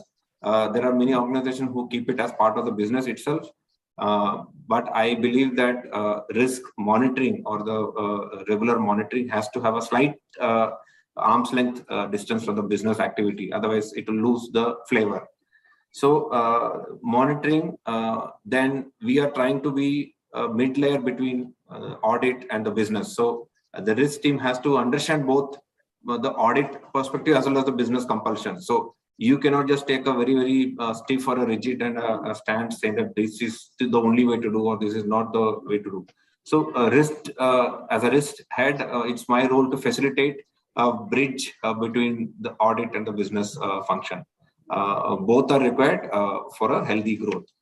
The last piece, which as a larger framework I am saying, is tech adoption. So there are a lot of issues of fraud and malpractices which we can try to curtail or manage by moving into a tech-based process. I'm sure everybody has spoken on those kind of initiatives, but I'm just saying this is the framework that I just wanted to highlight. How to achieve a manageable growth. I am using the word manageable growth. I am not saying aggressive growth, slow growth, moderate growth, whatever. Manageable growth, because each organization at its stage of its existence will have a expectation, growth expectation. So that organization has to have the capacity to manage that growth. So I can say that MFI who is in a small or a mid-sized entity can have a 50 to 70% growth rate aspiration, whereas a very large organization having maybe 3,000, 5,000 crore have a similar aspiration. So that is what somebody's talking. Somebody's mic is on. Can you just switch off? Can you please switch off the other mics? Yeah. So how we can achieve a manageable growth? Not that this is a recipe for success or something like that. Some of the hygiene factors which I'm trying to highlight, which I'm trying to push as an implementation. One is staff. I believe fundamental. We can say whatever about technology and other things that there is, but my belief is that staff is the fundamental risk element in our operating model. Staff is not identified correctly, staff is not trained correctly, then first, my belief. Other than the panelists and the two, please switch off their mics. Yeah, please switch off their mics other than the panelists, because otherwise there will be more of this and disturbance. Please. Yeah, please go ahead. So I believe staff has to be motivated and disciplined. Discipline is a very fundamental essence of our operating model because it's a high repetitive job. Without discipline, people can lose focus. So one of the critical elements. What is the second element? How you go about planning your business, whether it is expansion or maybe even retention of the clients and all those things. My belief is that it should be an achievable target. There is a general theory that the target should also always be stretch target. It should be not achievable. Then only you will achieve a certain level. So from a commercial perspective, it may make sense, but I believe that business plan should be achievable and also with fundamentals like granularity, geographic diversification, all those. If somebody doesn't take care of all those things at the planning stage, then probably growth will happen, but it will have its own pitfalls. The third aspect we are trying to work very hard on is on the sourcing or the client acquisition part, where we are trying to see that the shortcuts are minimized. Everybody in the sector knows that there is a lot of third-party interference, ringleaders, and all those things. We are not saying it's not there in our system, but we are trying to see where we can control that influence from the negative influence perspective. So how we can have better products. I heard one of the discussions going into a direction of there is no regulation now, there is no cap, so how will it? So yes, I think that concern is valid. we attended a presentation by MFIN some 15 days back, where we got to know that's a Mumbai chapter, the Maharashtra chapter, where we got to know that there is an MFI having a 1 lakh product for 6 months. So if we keep innovating such things out of thin air, just because RBI has given a window, I think then we are going into the regulatory arbitrage kind of a space, and we are actually not using the regulatory window for innovation. So I think the innovation is what RBI is wanting to facilitate by giving all the what do you call checks and balances at our end, and it should not be misused is what I believe. So products, I'm coming to the fourth point, which is products. Product has to be customized, which is one of the points which Anup also mentioned is about the EMI payable. So we all understand what is the rough monthly income and expense of a rural area or a semi-urban area. For each family, it may differ by a few thousands here and there. So we are not talking about rocket science when we have to do a due diligence of this thing. We are not going to send NASA scientists on the ground. We have to be able to sense whether a family can service a 5,000 rupee EMI or a 7,000 rupee EMI. So that is the sense of due diligence that we need to get a ability at our staff level. So when I say products, the products should be such that the EMI also can be managed. So if that means that you may give a 36 months loan also, that should be done. If at all somebody wants a slightly better ticket size, please go towards this thing, and not my request to the larger forum or the suggestion is, please don't go towards a 6 months product and all that, which is going to kill the sector itself. And fifth is process. Process has to be facilitating a scalable business model. So one may have a little bit issues or challenges on a location basis, but those kind of issues cannot be coming up for a design perspective. So design of a process has to have a scalability perspective. It cannot just say that we have designed something for this state, something for that state. So how does risk or audit team monitor that? So it is required both from a monitoring perspective as well as from a scalability perspective. If you don't, if you give too much of leeway on the ground, that is also going to create challenges. So processes are supposed to be scalable only if it is replicable and can be auditable and all that. With this, I just wanted to give 2-3 pointers on what we exactly are doing. We have enough data, like secondary data, primary data. Everybody has spoken about the bureau data, or maybe a micrometer and any other Sa-Dhan published data, or we can do area survey, village survey for our primary data. But 2-3 things which we have to keep in mind as maybe key management or promoters of institutions. One is that growth is this thing which I spoke about, but what are the elements of the growth which we should not forget? One of the things which somebody I think spoke about is the environmental and other challenges we are facing. So globally there is a trend towards focusing on ESG in the overall framework of an institution management. So when I say ESG, it goes up to the governance level in terms of how the board looks at the business, the board looks at the field operations. So that is one thing which I wanted to maybe highlight. Second is how to... Mr. Hariana, if you will just have to, I think, conclude a bit. Maybe in the next 1 minute. Yeah, only 2 points. These are concluding points. So Thank you. on the challenge of raising debt, equity, sourcing clients, sourcing staff and all that, this is an issue which I have seen over the last 10-15 years of that mainstreaming of resources has its own challenges. So if we want resources from the mainstream, we also have to understand what mainstreaming of these kind of activities will bring into the challenges which will bring into that. So one point, then I will conclude. RBI has more or less indicated, maybe I think this is a watershed event for the sector. Maybe after Malagam committee recommendation, this is one major sweeping change. I think the directionally RBI is asking everybody to look at the individual and the family's income assessment more critically, which was not the case in the past. The assessment was little bit loose. So I think that if we can all bring it as a culture, probably the scalability will be much better and the results will be more suitable. That's my point. Thanks. Thanks for the opportunity. Thank you, Mr. Hariharan. Thanks a lot.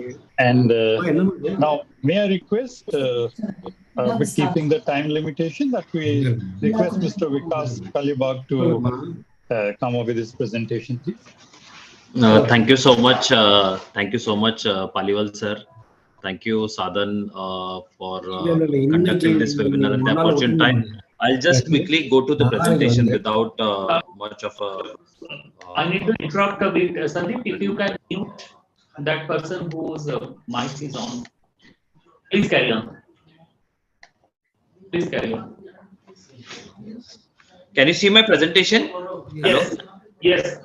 We are Yeah, please. Yeah, we can All see. right. Please go ahead. Yeah. All right. Just quickly, I would like to introduce myself. My name is Vikas Kalibag. I am heading risk for Swatantra Microfinance. About Swatantra Microfinance, we are a 10-year-old MFI with a subscriber base of 2 million and having 800 plus branches with a portfolio of 6,500 crores of asset under management. This particular topic, that is the translating the understanding of the risk in L&D in the institutional mechanism, this is one of my favorite topics. Whenever any incident happens and wherever anything happens on the field or any risk related matters comes up to me, the question which I ask is, what is the key learning which we have from all this incident? And that is what I'm going to talk in few minutes from now, is how can you develop this understanding of the risk into L&D. L&D means not necessarily a separate L&D department for sure, but I'm talking about how we can spread the learnings from the events across the organization.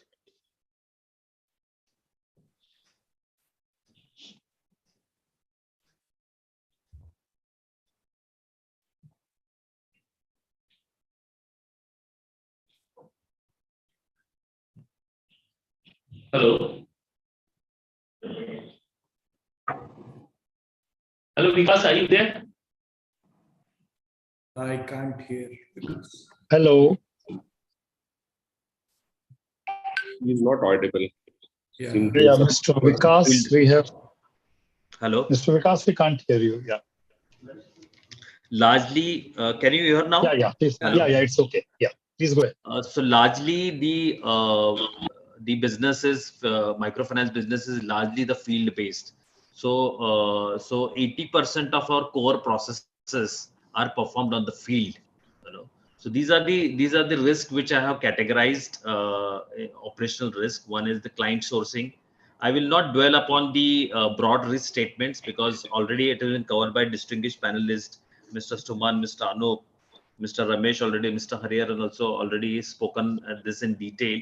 So without much of a discussion on these, I will straight away come to the point as to how we can take those understanding of the risk and the events into the institutional mechanism of how L&D or how risk can become risk and the business team can share their learnings into an institutional path. So one is institutional L&D to create awareness about risk is we need to understand the context. Context is very important. Largely, the MFI is a field business. It is important to know the profile of our stakeholders.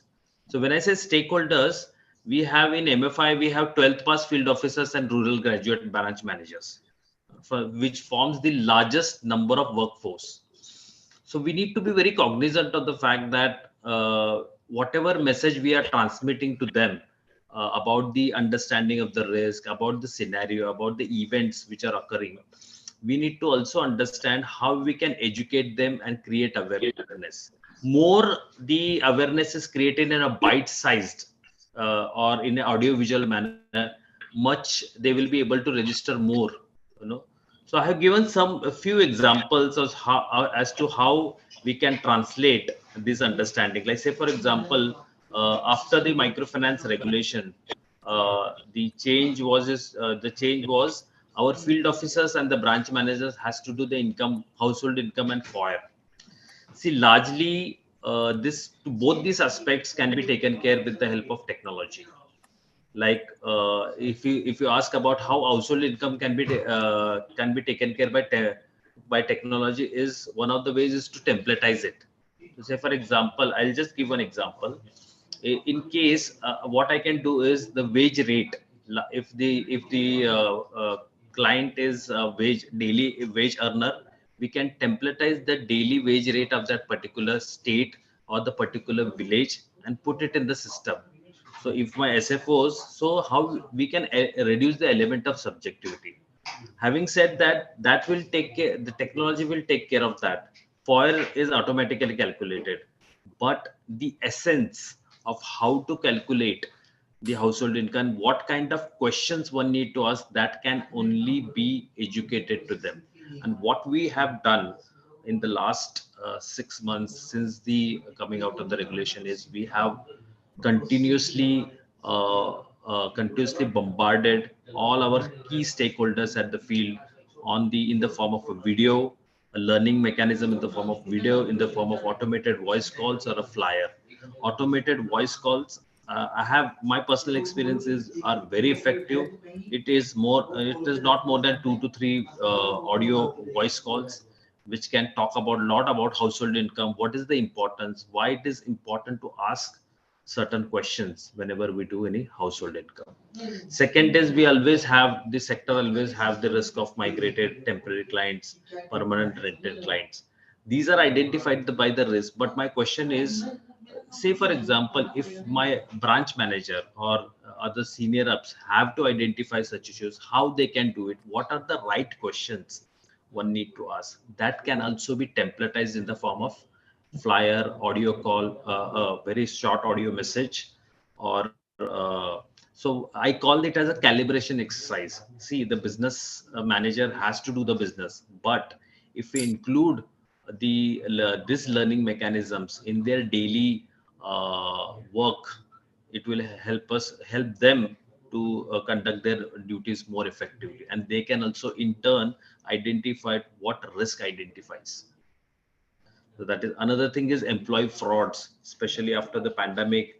The rise in the OD have given rise to the number of frauds as well. So one of the things is how can we translate our understanding of the fraud or how we have detected. So fraud library or detection mechanism can be given to the business managers and the risk and the audit team members just to see how they can detect basic frauds. Like collection EMI fraud is a very basic fraud which can be detected through very basic checks on the field. So how this can be done, that can also be templatized and circulated in the form of learnings. So that is another thing, awareness we can, but we need to be very careful so that we don't teach how to perform a fraud, but at least we can spread an awareness campaign. So we believe that the awareness campaigns will help a lot. Second is any compliance to the policy that can also be done through online training module. So we have a lot of short animated videos on each of the processes and why it is important, what are the consequences of each of these in the form of short module which is available on their mobility apps. So the SROs can also see this, and we can also track the number of SROs who have viewed this, and the video also is followed by the short quiz about whether they have understood what the questions and how much they score after each of the videos views is also can be tracked. So I think these are some of the methods which we use. Another thing we can do is to create the culture of risk, not only with the risk or the audit department, but also among the business managers. So control self-assessment is also another important tool. I would say rather it is an on-the-job training. So say for example, if I tell the business manager to certify, have you checked this 3 or 4 items every month? it should not be a long list so that he get disturbed in his daily routine work, but at least daily these are the 5 aspects which you should check, and these are the evidences which you should provide, and our risk officer can do it on a sample basis. By doing this, we are in a way teaching them how to do this, or how to exercise this particular control. So this is from my side as to how we can translate our understanding of the risk into the L&D mechanism, and that to the institutional way. Thank you so much. Thanks a lot. Thank you.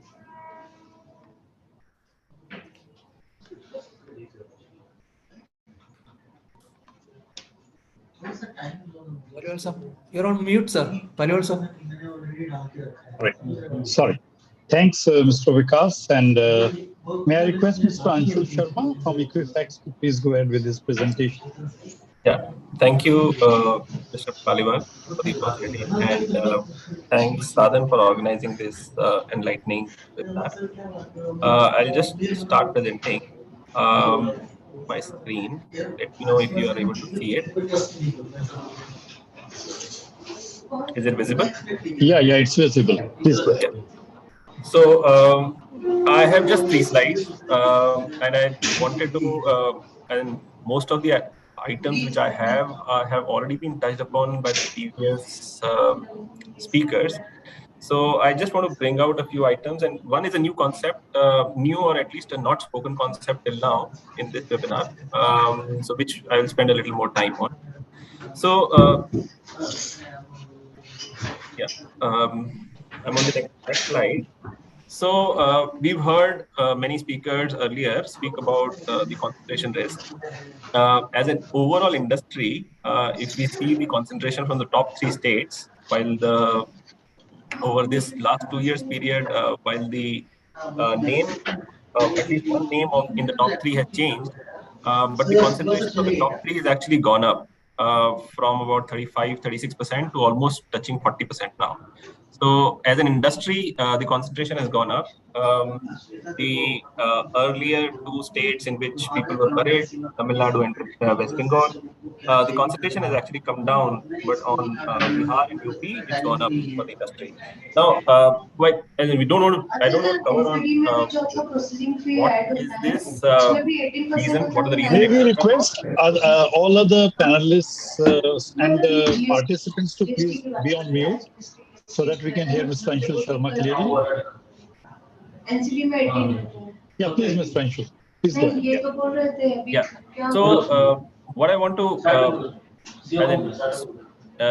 bring to the notice of the participants. Because I think your mic is on. Because yeah.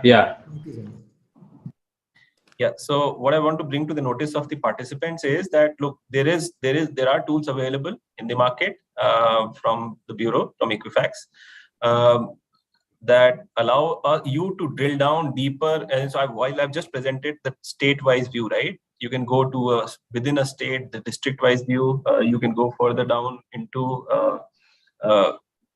so which will allow you to then compare yourself with what your competitors are doing, etc. Now, this is important because you need to be, as one of the speakers said, right? One of the important parameters could be how much of your net worth or your overall book is in a particular district, and considering the frequency and regularity of the natural events which we've observed over the last 4 or 5 years, right? Natural events as well as political events, right? As in, so whether it be election or whether it be other loan waiver, etc., noises around those, all of those cause disturbances at a geographic level. So it's important that you introduce geographical diversification and consciously make sure that you have a strategy to address this on a regular basis. So that's one part. The other is we've heard comments about a lot of growth, 35% growth in the market, etc. But as in whether it's good or not good needs to be evaluated from the lens of what is the quality of the growth that a lender is getting or the industry is getting. Now, as in, so here from this first graph on the left we observe that the quality of UP and Bihar, or rather the growth in UP and Bihar has been much higher as compared to the rest of the states. So we'll try and answer this on the next slide. Before that, on the right is the contribution of the various players in the market. Okay, what's striking is that banks have actually retreated from the market from Q3 21.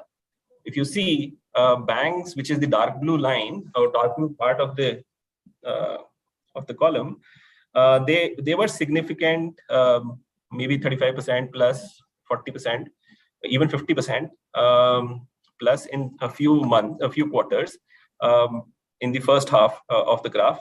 But thereafter, they have been much lesser. Now, what's the reason for this? Right. Now, this is, as in I'm presenting an industry level view, but so the tool that we have available allows you to dig deeper into doing this. This is overall for the industry, but you can do this for a particular state. You can choose a particular group of states, compare it again. And so here I'm comparing banks and high-level institutions.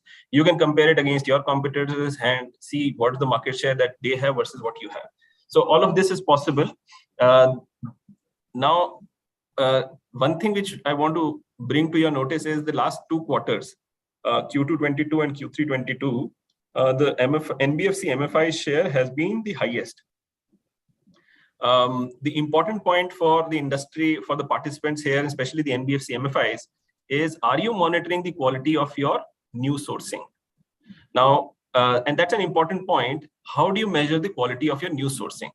Now, as an industry, we've been used to going by the PAR or the credit cost as the parameter for assessing quality, but those are a little delayed measures, right? And so by the time delinquency comes up and starts impacting PAR, 30 PAR or 90 PAR, it's actually 6, 9 months, 12 months out.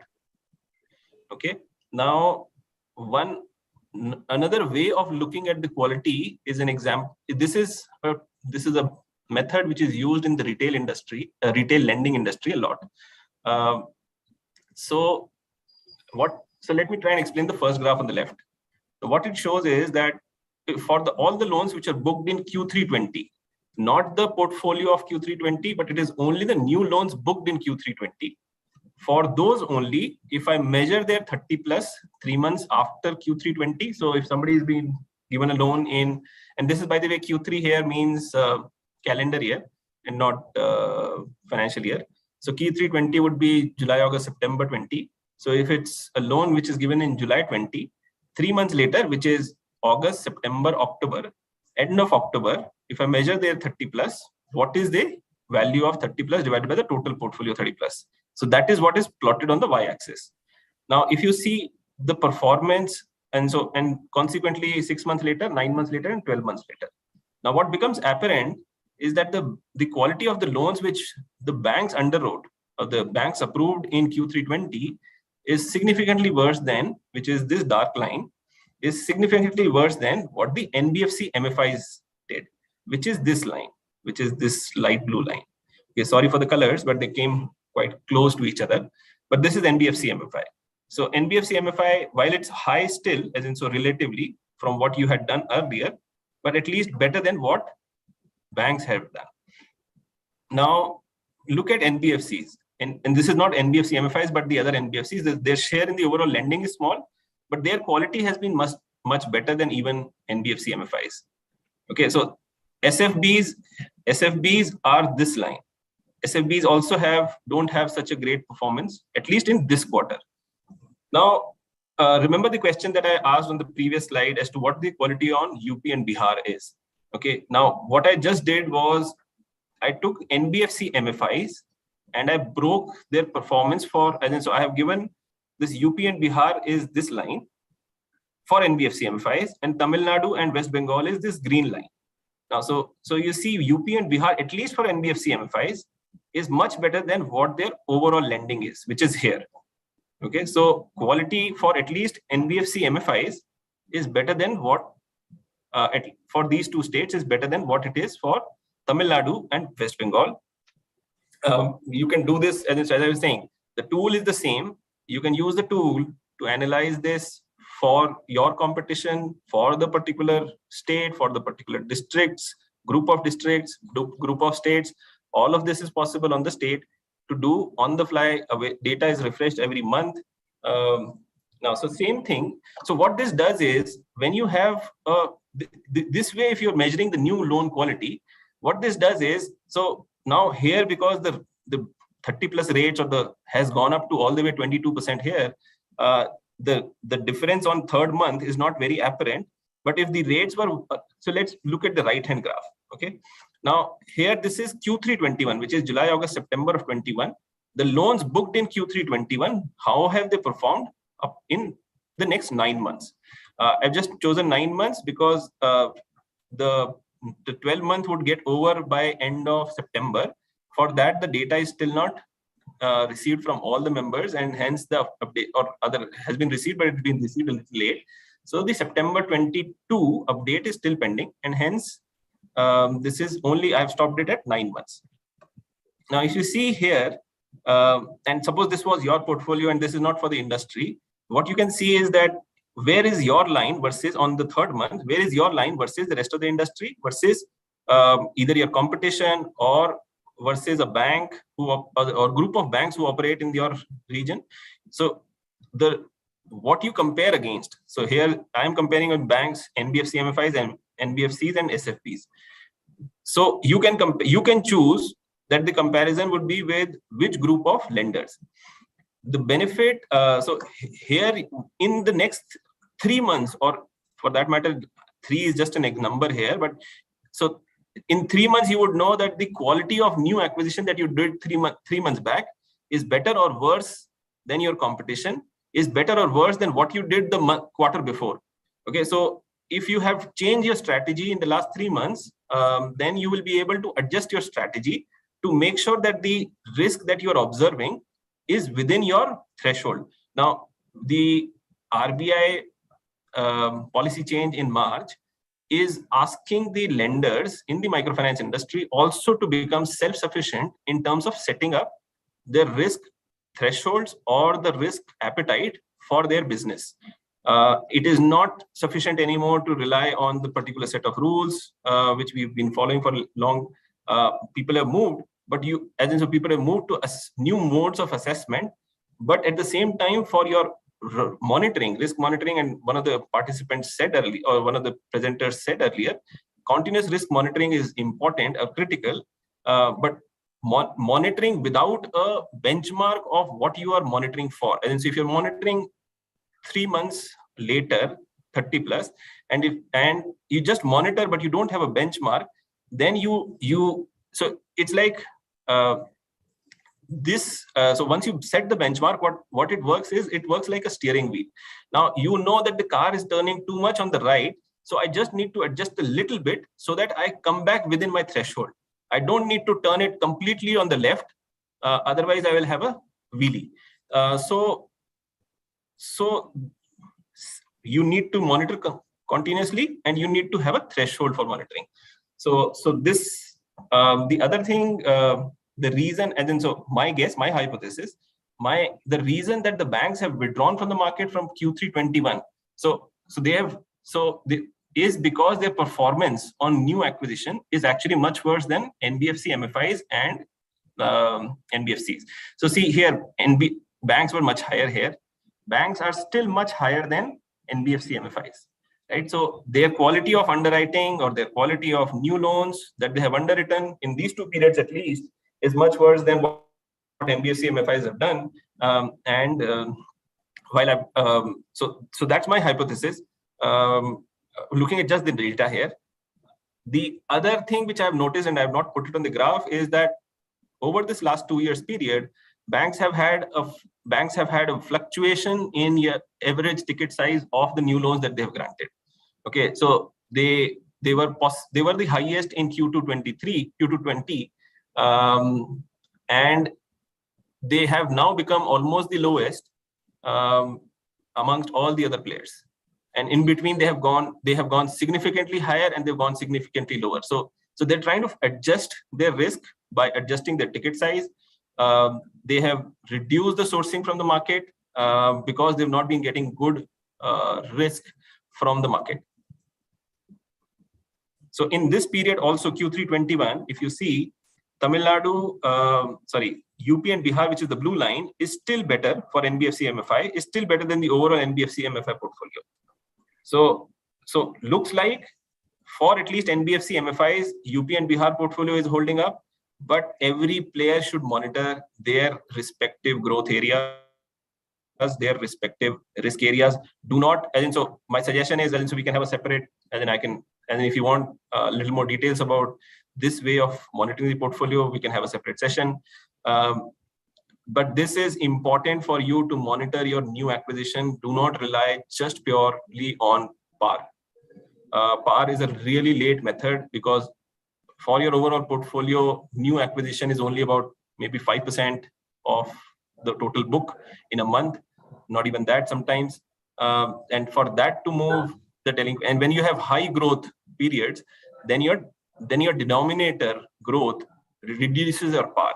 Okay, so it gives a false feeling of comfort that your PAR is under control, where the problem will be realized 3, 6, 9 months later. Okay, so that's on this. So quickly on some of the solutions. Anshul, just sorry to interrupt you, Anshul. Do you have a similar study for the last 3 months for this financial year? I don't think so. I can do it for last 3 months. I can do it for first quarter, but then first quarter will just be till 3 months, right? Yes. So it 0 to 6 months. 3 yeah, months. so it is possible. The data is available, and then as I said, the data is refreshed every month. So so this is just 2 example periods that I have chosen. Yeah, thank you. John, would you have 90 DPD also, because 30 DPD is the first, first stress point, but a lot of 30 DPD is recovered, and especially if you were to look at Q320, post that, there have been several COVID waves, so some of these could be temporary really. So it'll be helpful to get data, and if you can share with Sa-Dhan, and in turn they can share with all participants, the 90 DPD curves would be interesting. And if you have any insights, you can share. Yeah, so Vibha, the data is available for 90 plus. This is the data is available for 90 plus. The short answer is that, but 30 plus may be a first instance of default. But eventually, if you have to use a way of early detection of your portfolio quality, then it has to be 30. It cannot be 90. If you wait for 90, I am with you.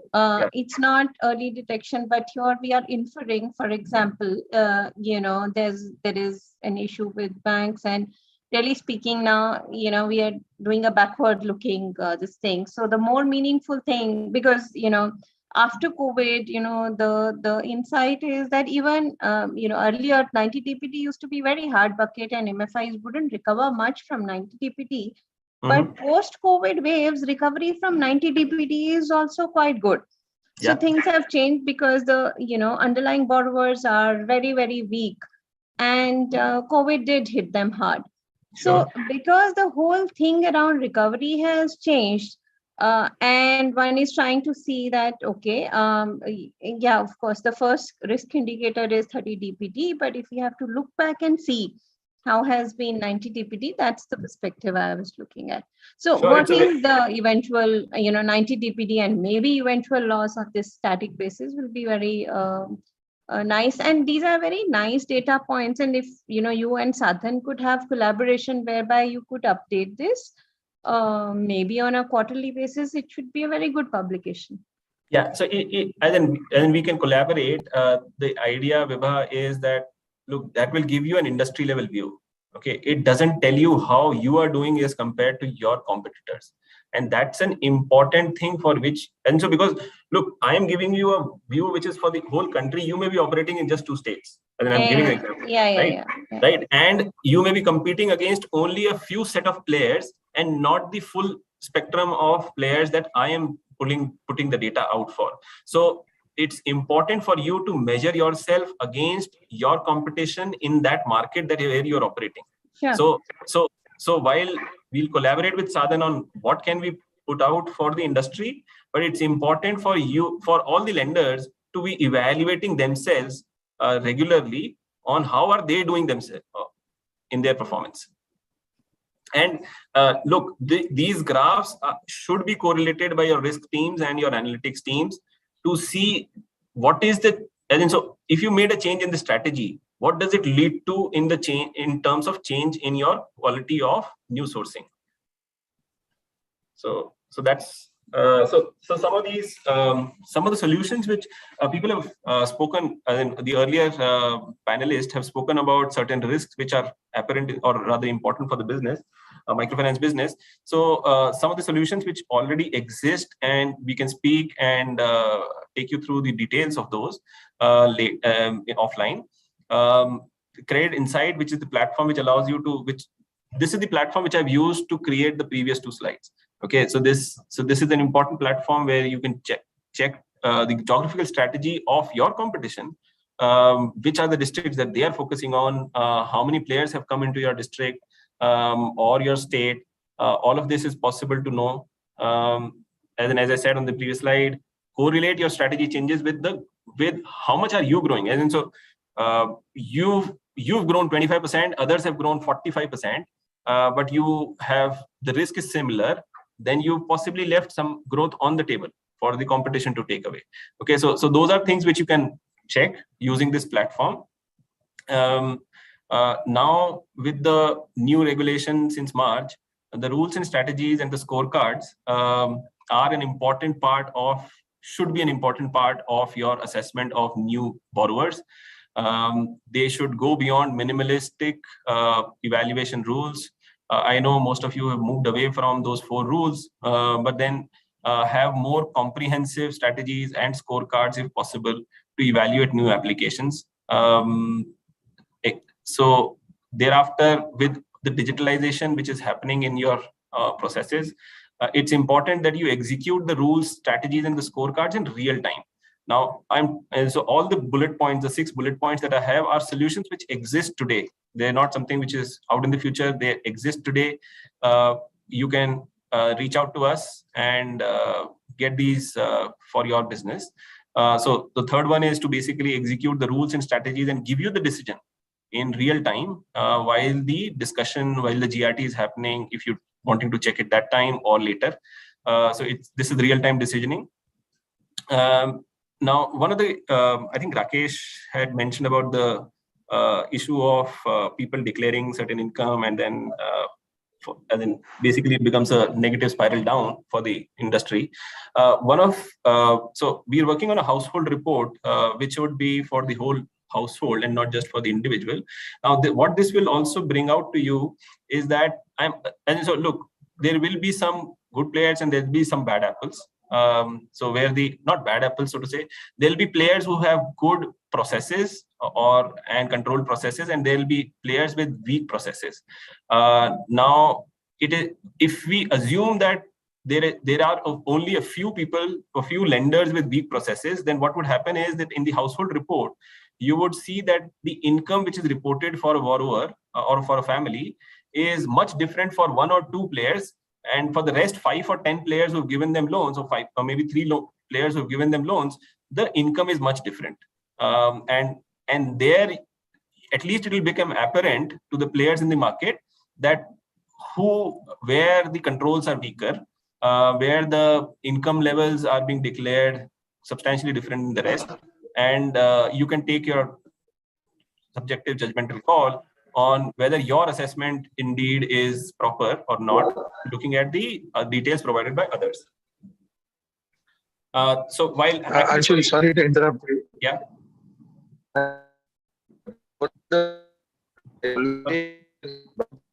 Sorry, I'm losing you, Rakesh. One second.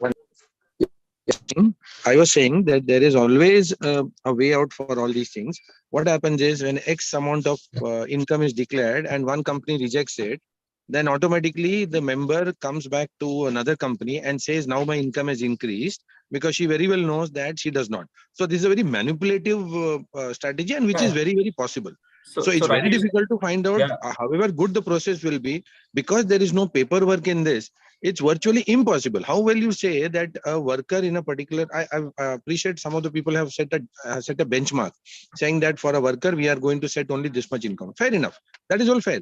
But finally, whatever, when the person gets rejected, a loan gets rejected. See, in the past also, people with one voter cards have applied for a loan, and once they realized that 1.25 cutoff was met, they prepared another voter card. Okay, it has happened even in Aadhaar cards. Let me be very clear. Okay, I have got cases of Aadhaar cards. You mentioned your digital ID verification, digital signature. So we have started digital signature since the last 2 months, and since the last 2 months, approximately I would say around 5% rejections are happening in the Aadhaar digital verification, because the Aadhaar is a duplicate Aadhaar. So if it can happen in Aadhaar, you can imagine what will be the kind of duplication that will be in voter and ration card. Sure. Okay, and it has been happening in the past. Sure. Now there is no data to be, now there is no document to be duplicated. It's only verbal manipulation which are going to be possible. So Rakesh, the thing is, I would say that, look, it's a new regulation.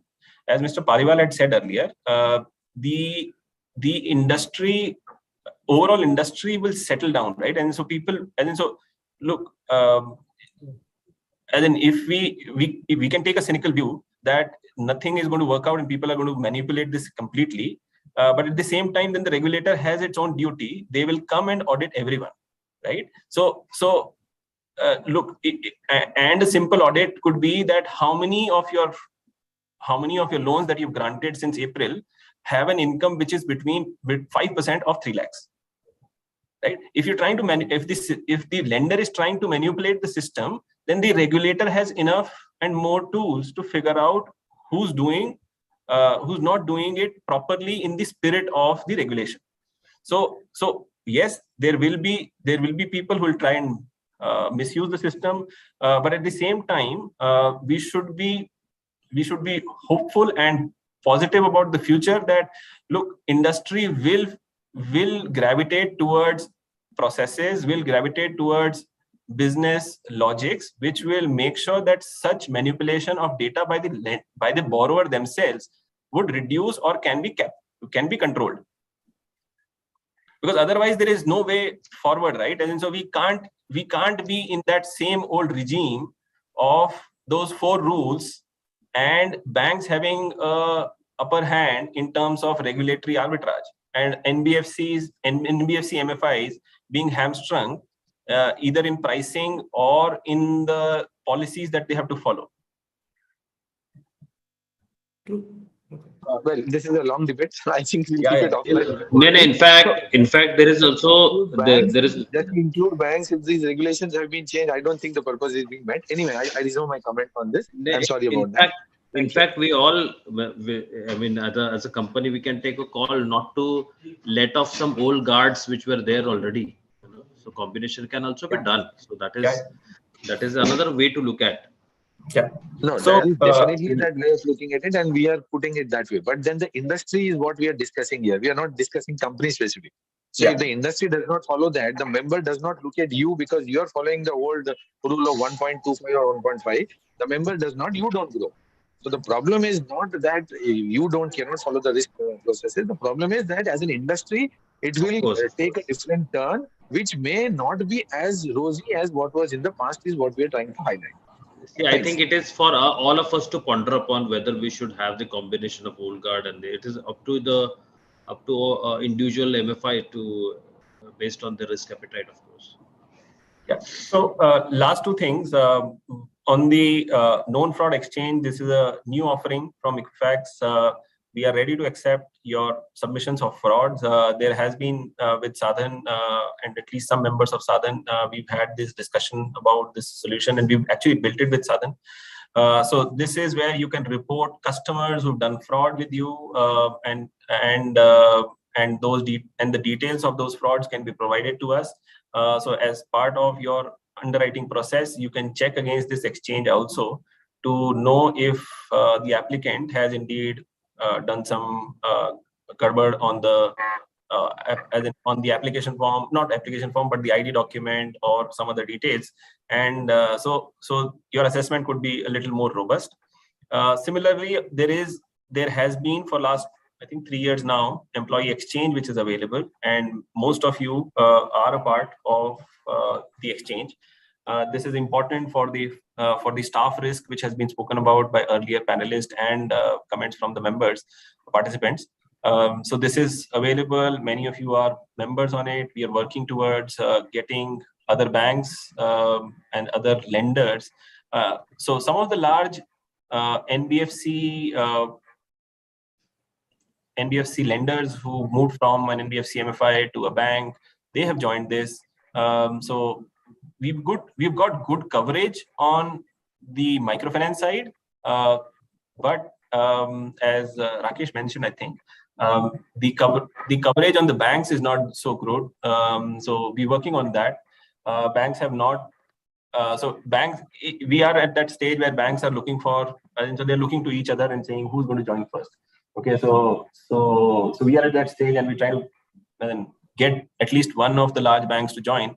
And since as soon as that happens, then others would possibly join the queue as well. So the last thing is on the digital ID verification. So this, as in, so the example that Rakesh gave about fraudulent IDs, whether it be Aadhaar or voter ID, we have solutions in which you can directly ping the real source. In case of voter ID, go to the ECI and get the authentication of the document, so that you reduce the risk of customers creating new IDs just to bypass the conditions, rules that you put in. Digital signature is an important tool for you to digitize your process and reduce the manual work which happens in the market. Instead of getting paper sign done, it also authenticates the Aadhaar as a part of this. So these are solutions which are available. Household report would be available by Jan 23, but all the others are available right away. So we'll be happy to speak to you, reach out to us, and we'll schedule a follow-up meeting. That's all from my side. I think I've taken longer. Thanks, Anshu, and thanks for the interaction which some of the participants, especially Mr. Rakesh, had. So what we will do is that we have, as we all know, we have already overshot the time by about 26 minutes or 25. So what we will do is that we have in the chat box already requests for 2 or 3 of that areas or the questions. So I will just, is the chat box available to everyone? Yeah. Can the panelists see that, please? Yes. Yeah. Yes, Okay. everybody. So if everyone can see that, so can we just go to the third one? See, regarding the fit and proper, I think I'll talk to Mr. VG if he feels like we can talk on a one-to-one basis. That is the one question. The second one is from Mr. PSN Murthy. For quite some time, we keep hearing about inability to raise equity and debt, and still the challenge continues without any nearby solution. Would like to hear the comments of the panelists. That is one. And the second is specifically to Mr. Suman regarding the natural disasters and the major challenges which they pose to the MFIs. So question is that what are the steps the MFIs are going to take, already taking, and would like to have their views. So I think we can have Mr. Suman's view first, because that's specifically addressed to him. And then we can go to the debt raising and the equity raising partly. Yes. Sure. So if I'm looking at the chat box properly, there is one question, sir, on Sa-Dhan's view on geographical concentration. Is that the one? No, prior to that is from Mr. PSN Murthy as PS. Yeah. So in this second question, that I have a question that you made a mention about higher frequency of natural disasters and marked as one of the major challenges. Yeah. So if you can just please elaborate. Yeah. I am not able to see the question, but anyway, let me respond on that. This is, I think not anything new.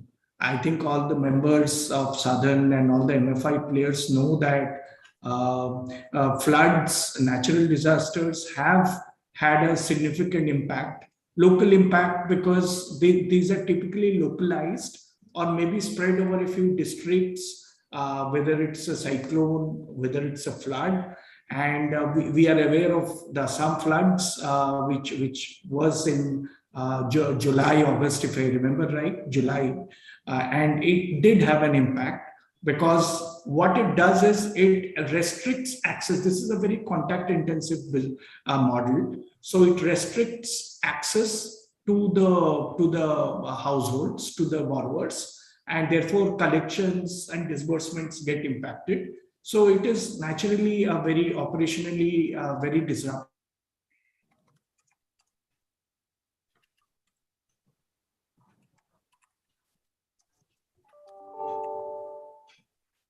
I think he lost his connection.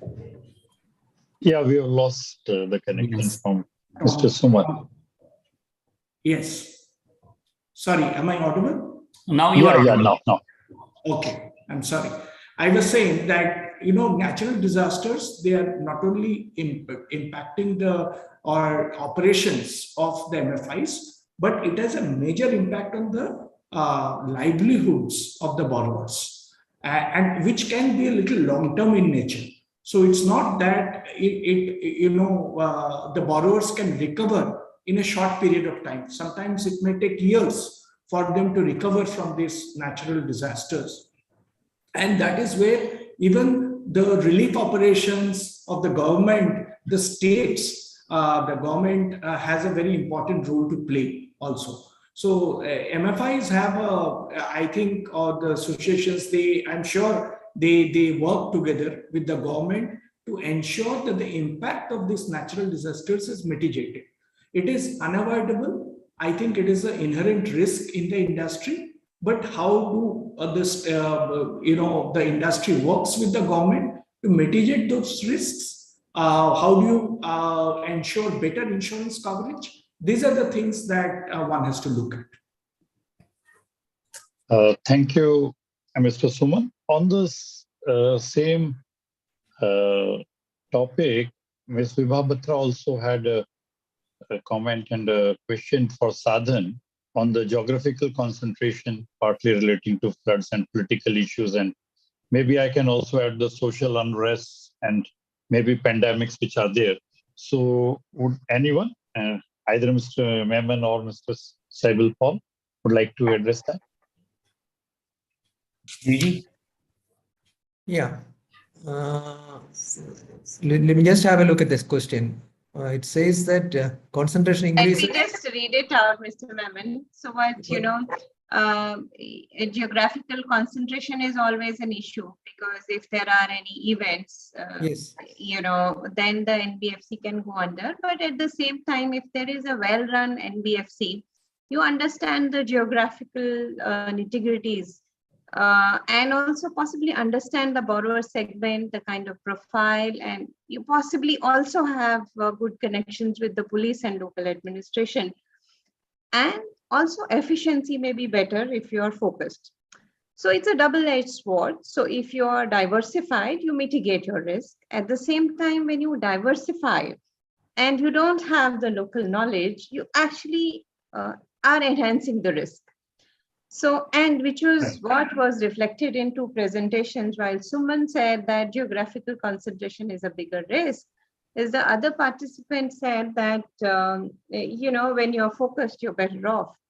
So I think, someone needs to step in, and I think as Sa-Dhan, there is some scope that you basically support the people who are geographically concentrated because they're value adding.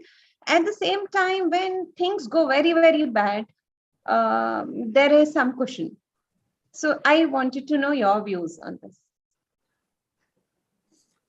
See, if I understood you correctly, see, you're saying that even if there is a geographical concentration, there are entities which can manage it. Is it that? No, I'm saying there is a merit in being geographically concentrated, because you can be more efficient and you can, in a normal scenario, control your risks better. At the same time, when there are events, then your risks become uncontrollable.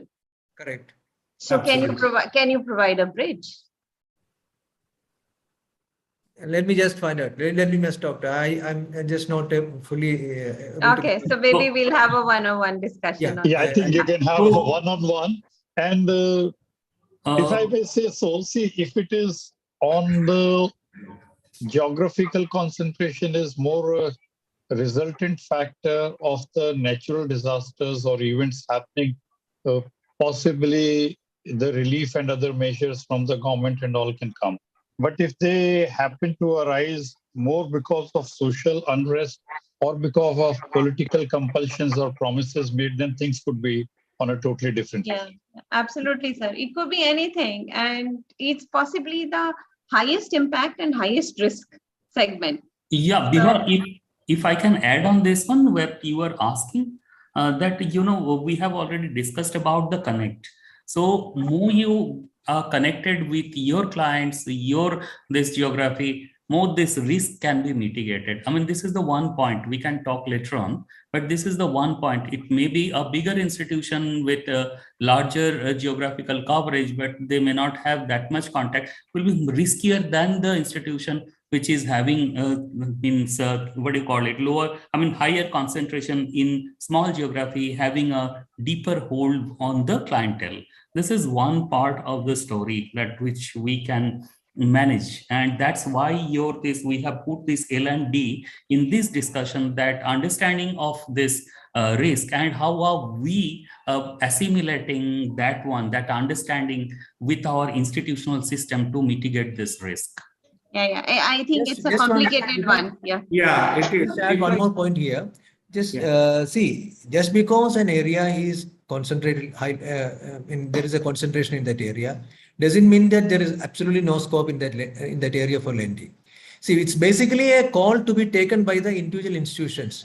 Basically, they need to, of course, they can always have a view on the areas where there is a bad history of recovery. But just because some area is having a larger concentration of loans doesn't stop somebody else to go and lend there, or the institution to expand their credit there. Only thing is that it should be a calculated risk they should be taking. They should be able to take a calculated risk and ensure that the newer persons, the people who are not covered, are also covered in the process. Gigi sir, if someone please go ahead. I'll follow you. If I sorry, Ramesh, if I can just add to this debate, I think this is a never-ending debate. Actually, there are pros and cons of both the aspects which we were talked about. Now, of course, the classical rating criteria will say that geographical concentration. Obviously, there's a risk when there is a force major event or local, whether it's a weather-based event or a political event, there is an impact that's going to happen to that specific geography. On the other side, you have this argument that yes, you very well know the geography, you very well know the borrowers, therefore to that extent the risks are mitigated. I think that is true. So therefore, when we as a rating agency are looking at the smaller MFIs, we don't necessarily only go by geographical concentration. Because if we had only gone by that, then, I don't think the smaller MFIs with less than 100, 200 crores, only in a few districts, would ever have got investment grade ratings. So we do look at this aspect. We do look at, there are some in this audience who have investment grade ratings. Because we look at the track record, we look at how long they have been in operation, what kind of experience they have in specific geographies, whether it is mitigating that geographical risk. So it's a balanced view that a rating agency should try to achieve, and which is what we try to do. Yeah. Sure. Yeah.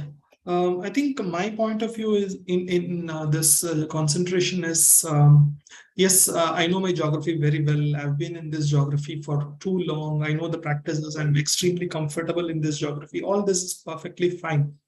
But I consider, I kind of bifurcate risks into two categories. One that we can foresee, one that we cannot foresee. So when you look at risks that you can foresee, you can always have, foresee and also expect from early warning signals that you get. Okay, you can put in place mitigants. For risks that you don't foresee, there are many of them. You can never contemplate at any point in time. You can never say that I've understood all risk in a particular industry. So for those risks, we should have this financial backup. That's what when I mentioned about net worth coverage ratio to do a particular geography. That is one thing. If something goes wrong because of an event which you never expected ever in your life, and it happens, and only your financial strength can back you.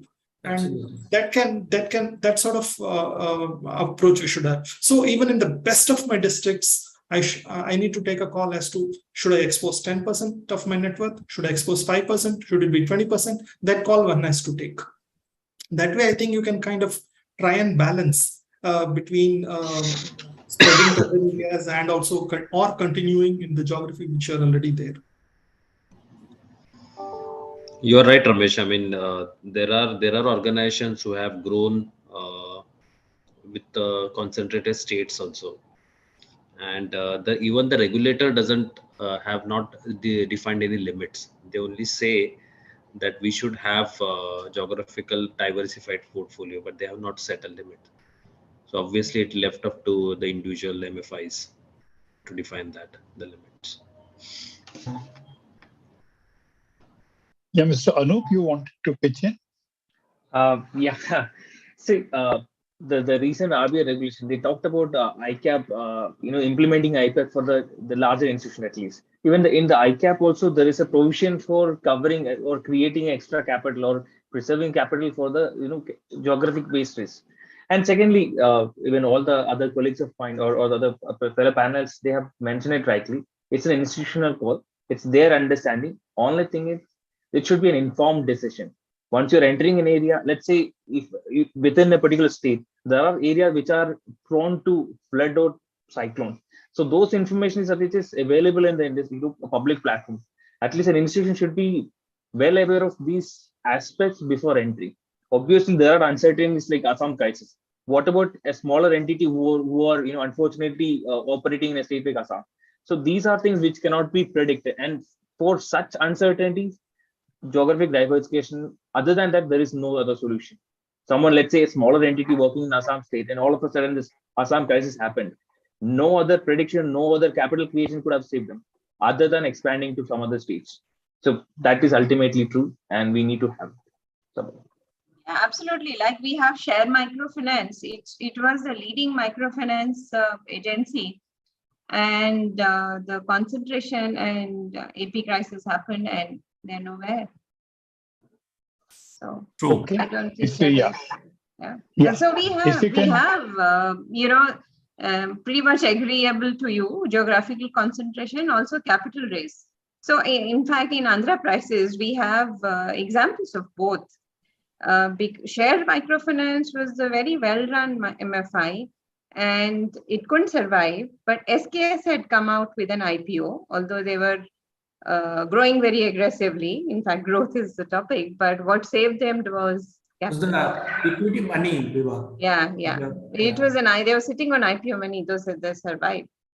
So I think at a Sa-Dhan level, the serious thinking has to go into this. We can't be debating on this after 10 years also. It shouldn't be a topic of debate.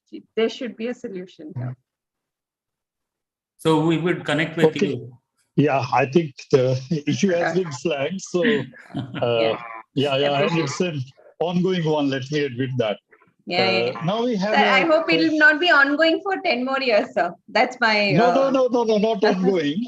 What I'm saying is that there would be some part of it might get settled, but the fact, personally, if you ask me, when we talk of geographical concentration, if it is on the political boundaries of a state, then it's different.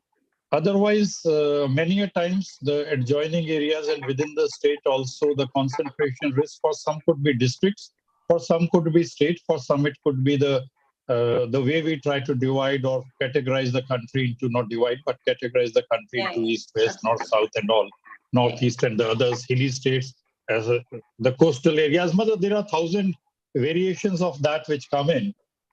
Each one is perfectly right. Yeah, but nothing works out as a single unifying factor and defining factor as the parameter for taking the further course of action. I'll just come to one more question from Mr. Sundarajan to, I think this is again for small and big. He says there should be different parameters to small and big MFIs for rating.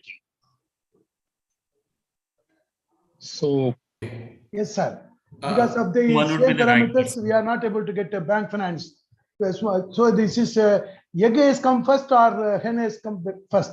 So the rating agency says we should have a more geographical expansion, whereas the bank says you should get the more rating. So this is a long debated question which we want a solution from Sa-Dhan's intervention. Yes, sir. Thank you. Thank you. And there are two more questions, and we think we should be concluding with that. One is come from Mr. Abhilash. He says that rapid growth required rapid promotion within company, and maybe the person who has not have proper experience and exposure will take poor decision and resulting operational risk. What should be the strategy to overcome this issue? Now, I would like to address it, and other panelists are also free to please join in, and maybe from the participants as well.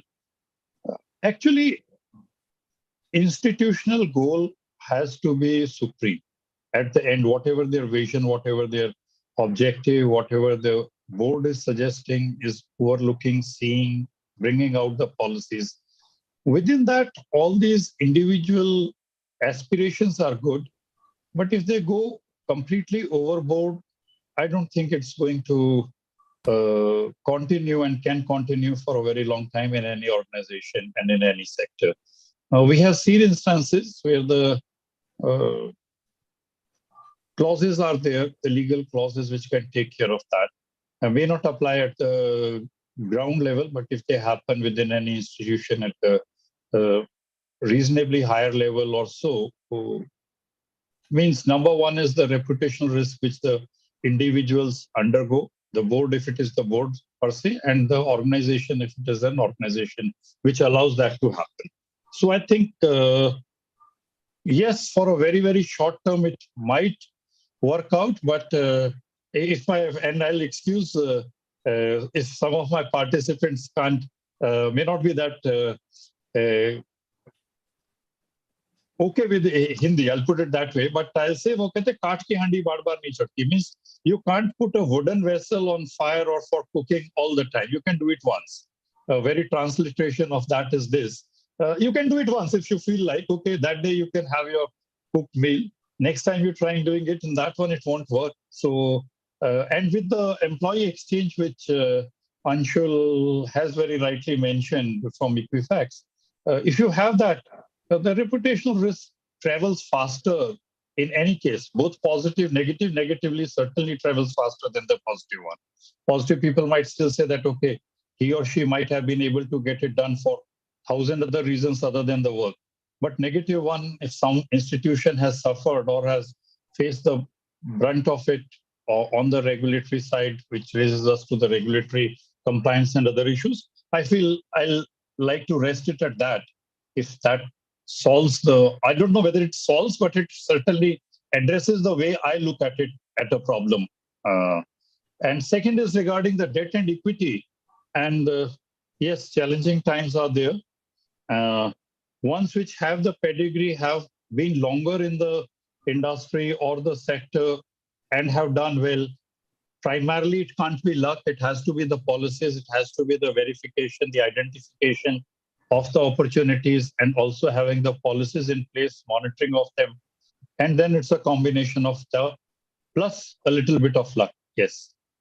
And for the new ones, certainly starting up, I feel my advice is to, number one, look at the pitfalls and the ones which have led to people being successful, organizations being successful through the hard work and proper policies rather than trying a shortcut, which certainly can't take it for very long.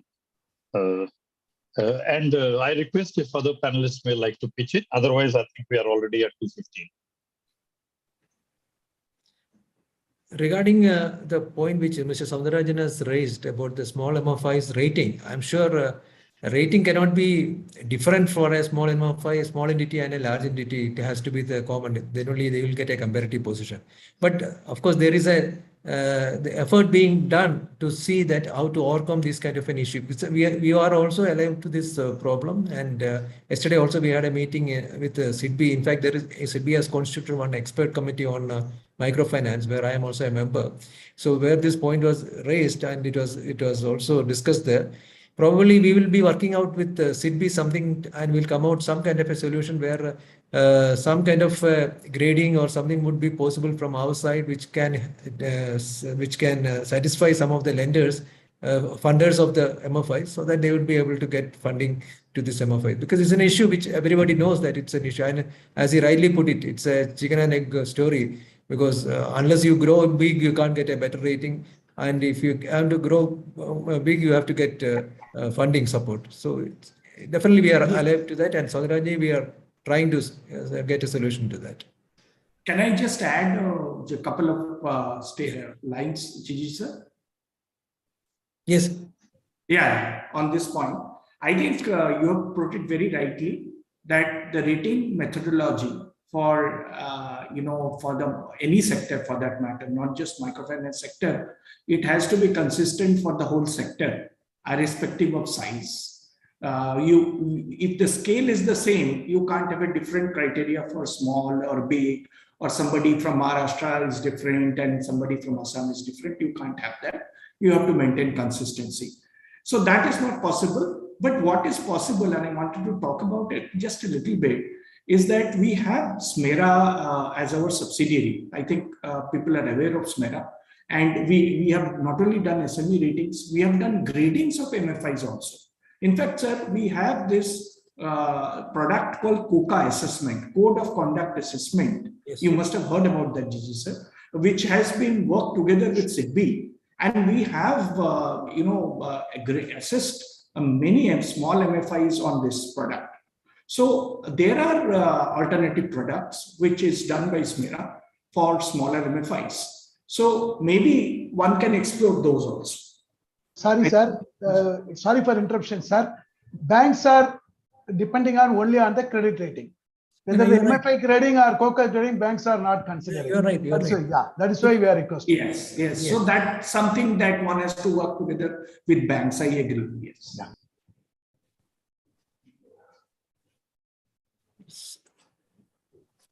Okay, so can we, with the all the panelists also agreeing and Mr.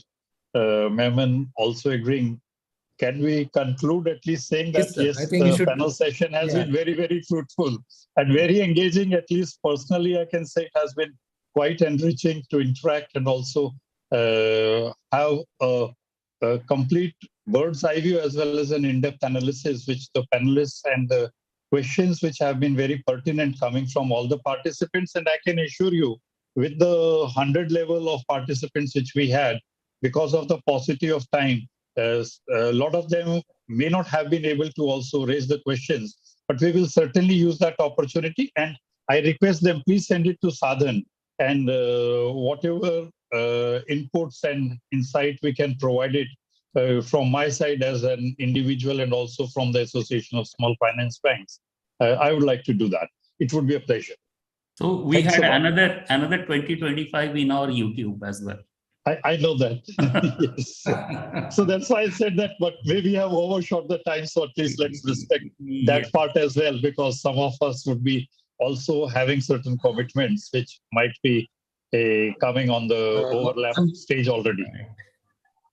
One small request, next time if the participants list can be increased in Zoom, because it's 100 for, I think, some membership, because this interaction was very, very good.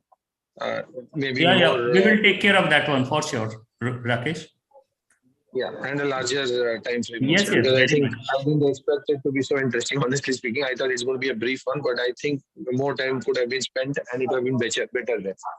We'll do that. Thank you. Thank you. There is a request to Mr. Momen, Mr. Al Fernandez, in 2 minutes, if you can help us to understand what's your perspective. I know it is already 2:19. If you are there, Mr. Fernandez. Al, are you there? I think he has gone. Yes, he has logged out. He has gone. Yeah. I'm seeing Mr. Fernandez. Yeah. We can close, I think. Yes. So over to you, Gigi. So it has been So, elaborated. yeah, let me just give some some learnings from this today's discussion. In fact, as Parival ji has rightly put it, it was a quite engaging and quite interesting sessions we had, and I'm sure the inputs we got from the panelists and the moderator has been definitely useful for our way forward. In fact, we could, the best part of the whole thing is that we could get perspective of the different players. In fact, we got a perspective of the rating agency, we got a perspective of a small bank, we got a perspective of the rating credit bureau, and as well as the practitioners. See, if you sum up the whole thing, there are 2-3 things which come up in the discussion. Is that one is that growth, we can't say growth should not be there. Growth has to be there. Growth will continue to be there. But then point is that when you are growing, how you control your risk to the minimum. As I said in the beginning itself, risk cannot be totally avoided. It can be only minimized, can be mitigated. So to the best possible, how it can be mitigated, best possibly how it can be minimized. That is what the question is that. So whenever you whenever you have to take a step, you take a step which is what do you call, you have a calculated way, you have to measure the risk and then move forward. Then only you will be able to get the best results out of that. So 2-3 areas which have come out in this today's discussion. One is, of course, the geographical concentration. Although there was some debate about whether it's good or bad, that's a different story. But then it is a fact that geographical concentration is causing some kind of a imbalance. Especially if you see that if the 3 states are having around 40% of the portfolio and the remaining is only 60, that makes really an imbalance. And the 3 states need to be the people in that area has to really take a cautious call going forward. Similarly, even in a state, there are districts with concentration. So although concentration and geographic, it's a matter of debate whether it should be, it can support or not. That's a different story. But then one has to take a very cautious and calculated view when you go further. And now there also that discussion came from Rakesh about the new regulation. I feel the RBI has done the right thing. It has considered the sector as a matured sector. After around 20-25 years of being in the field, RBI has now feel that the sector has matured enough. So the view one has to take, for whatever reason, whether it is for assessment of the income or providing the credit, the quantum of credit, deciding the credit, everything has to be decided by the institution themselves based on a board approved policy. So that is a confidence or a kind of a faith which RBI has given on the sectoral players. And I'm sure this was something which sector was also asking for. So now, having got that, we should be doing it responsibly. That is the only thing. Whatever we do, we should do it in a responsible manner so that we don't exceed in a way that it causes a harm to the sector. And RBI again coming back with some kind of prescriptive kind of a regulation that I think we should not be allowing to do. Whatever we do, so the training part of it, that is what I was coming to. One of the point which was raised is about the staff related issues and the risk which can cause out of the staff because of the staff higher attrition, lack of training. These are some of the things which is really causing a problem at the ground level. So staff attrition, of course, you can't stop that. There will be always aspirations and ambitions for the people. People start moving to different higher positions or a different position with better compensation or better working conditions. Those things have bound to happen. But the point is that we should be prepared for that. So there should be a pipeline of the staff because it's a continuous process. So if your recruitment also happens in such a way that there is a pipeline of people always and they are trained enough, I think that should be good enough to replace them and go forward. Of course, a change in the person would definitely cause some kind of a disruption, but then that should be minimized in a planned way. So with better training, with better recruitment practices and better training policies. Recruitment is something which has been very clearly talked about. Staff recruitment is very, very important aspect, because if you are not looking at the antecedents of the person, and if you are not having a check with the employee exchange of equifax and similar facilities, you are going to have a problem. In fact, we had a meeting, members meeting in Punjab. There was one complaint which came up, is that somebody who has been dismissed because of the fraudulent activity has been taken by somebody else without even checking whether the person has had a bad antecedent and all. So there is something which one has to be very careful, and this is an area of risk which is really going to affect us. So staff recruitment, staff training, staff positioning, this is something which is very important in the risk management when you are talking about at the field level. Second area, of course, I said the geographical concentration is another area which we have talked about. Third one is about the technological intervention, because fraudulent activities are there, and there also one of the point which came up is the constant monitoring, the proper monitoring, the role of audit. Role of audit is very, very important. If you have a regular audit and if you have an independent audit, I'm sure a lot of problems can be, a lot of fraudulent activities which happens can be checked. So if you have a regular check, regular control on that, check and balances, if you keep, I'm sure some of the risk which we are talking about, like frauds and all, can be minimized. So that is something which we should be looking at. So these are some of the points I thought which came up loudly in this discussion. And technology, yeah, that's another point which I was about to say. Technological intervention is definitely going to help a lot in mitigating some of the operational risk, like frauds and things. I'm also aware about that technology is something probably is a challenging part as far as the small MFIs are concerned. There also, Sa-Dhan is trying to bring in some kind of a solution to that. We are in discussion with one of the major the technology provider in the sector, and probably we are working out some kind of a costing which will be affordable to the smaller MFIs also. So I'm sure if smaller MFIs would like to join hands, it would be good to have a few of them together so that we can collectively bargain for them and get a better costing for them. I'm not asking for somebody to take up or not. I'm only saying that technology has to be there. Technological advancement has to be there. And this is one of the complaints which is coming up even at the government level, as well as the RBI and SIDBI, those kind of institutions, that probably the smaller players are not able to are not able to develop a technological capability for themselves. So probably we will be working for that, and I request the smaller MFIs to join hands with us, and we can together work towards that. So these are some of the major things. I stop here, and I thank everyone for being here for such a long time. It's more than 2 hours now, and thanks to Parivalji for moderating this session excellently and summing up things in between in a very nice manner. So thank you so much, and I thank all the panelists. They were all excellent, and they could bring out their points very clearly. And as I said, we could get a different perspective of different players. So thank you so much, and I should thank my team also, Dr. Saibal and Sangeeta and others who have worked for this. I'm sure we will have more such occasions, and we will also take care to see that how the participants' number can be enhanced.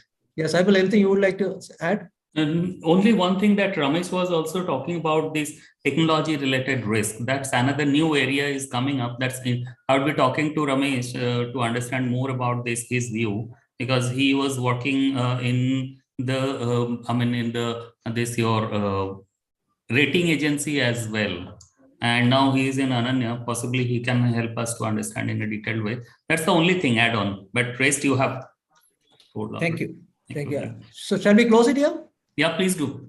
So thank you, sir. Thank you very much. I think we will close here, and thank you very much to everyone. Thank you so much. Thought for our national conference on 14th. Please do come. Yes. Thank you. Yeah. Thank you very much, Mr. Paliwal. Thank you all the panelists. Thank you so much. Thank you so much. Thanks a lot. Thank you. Thank you, sir. Thank you very much. Thank you. Thank you. Thank you, sir. Thank you. Thank you.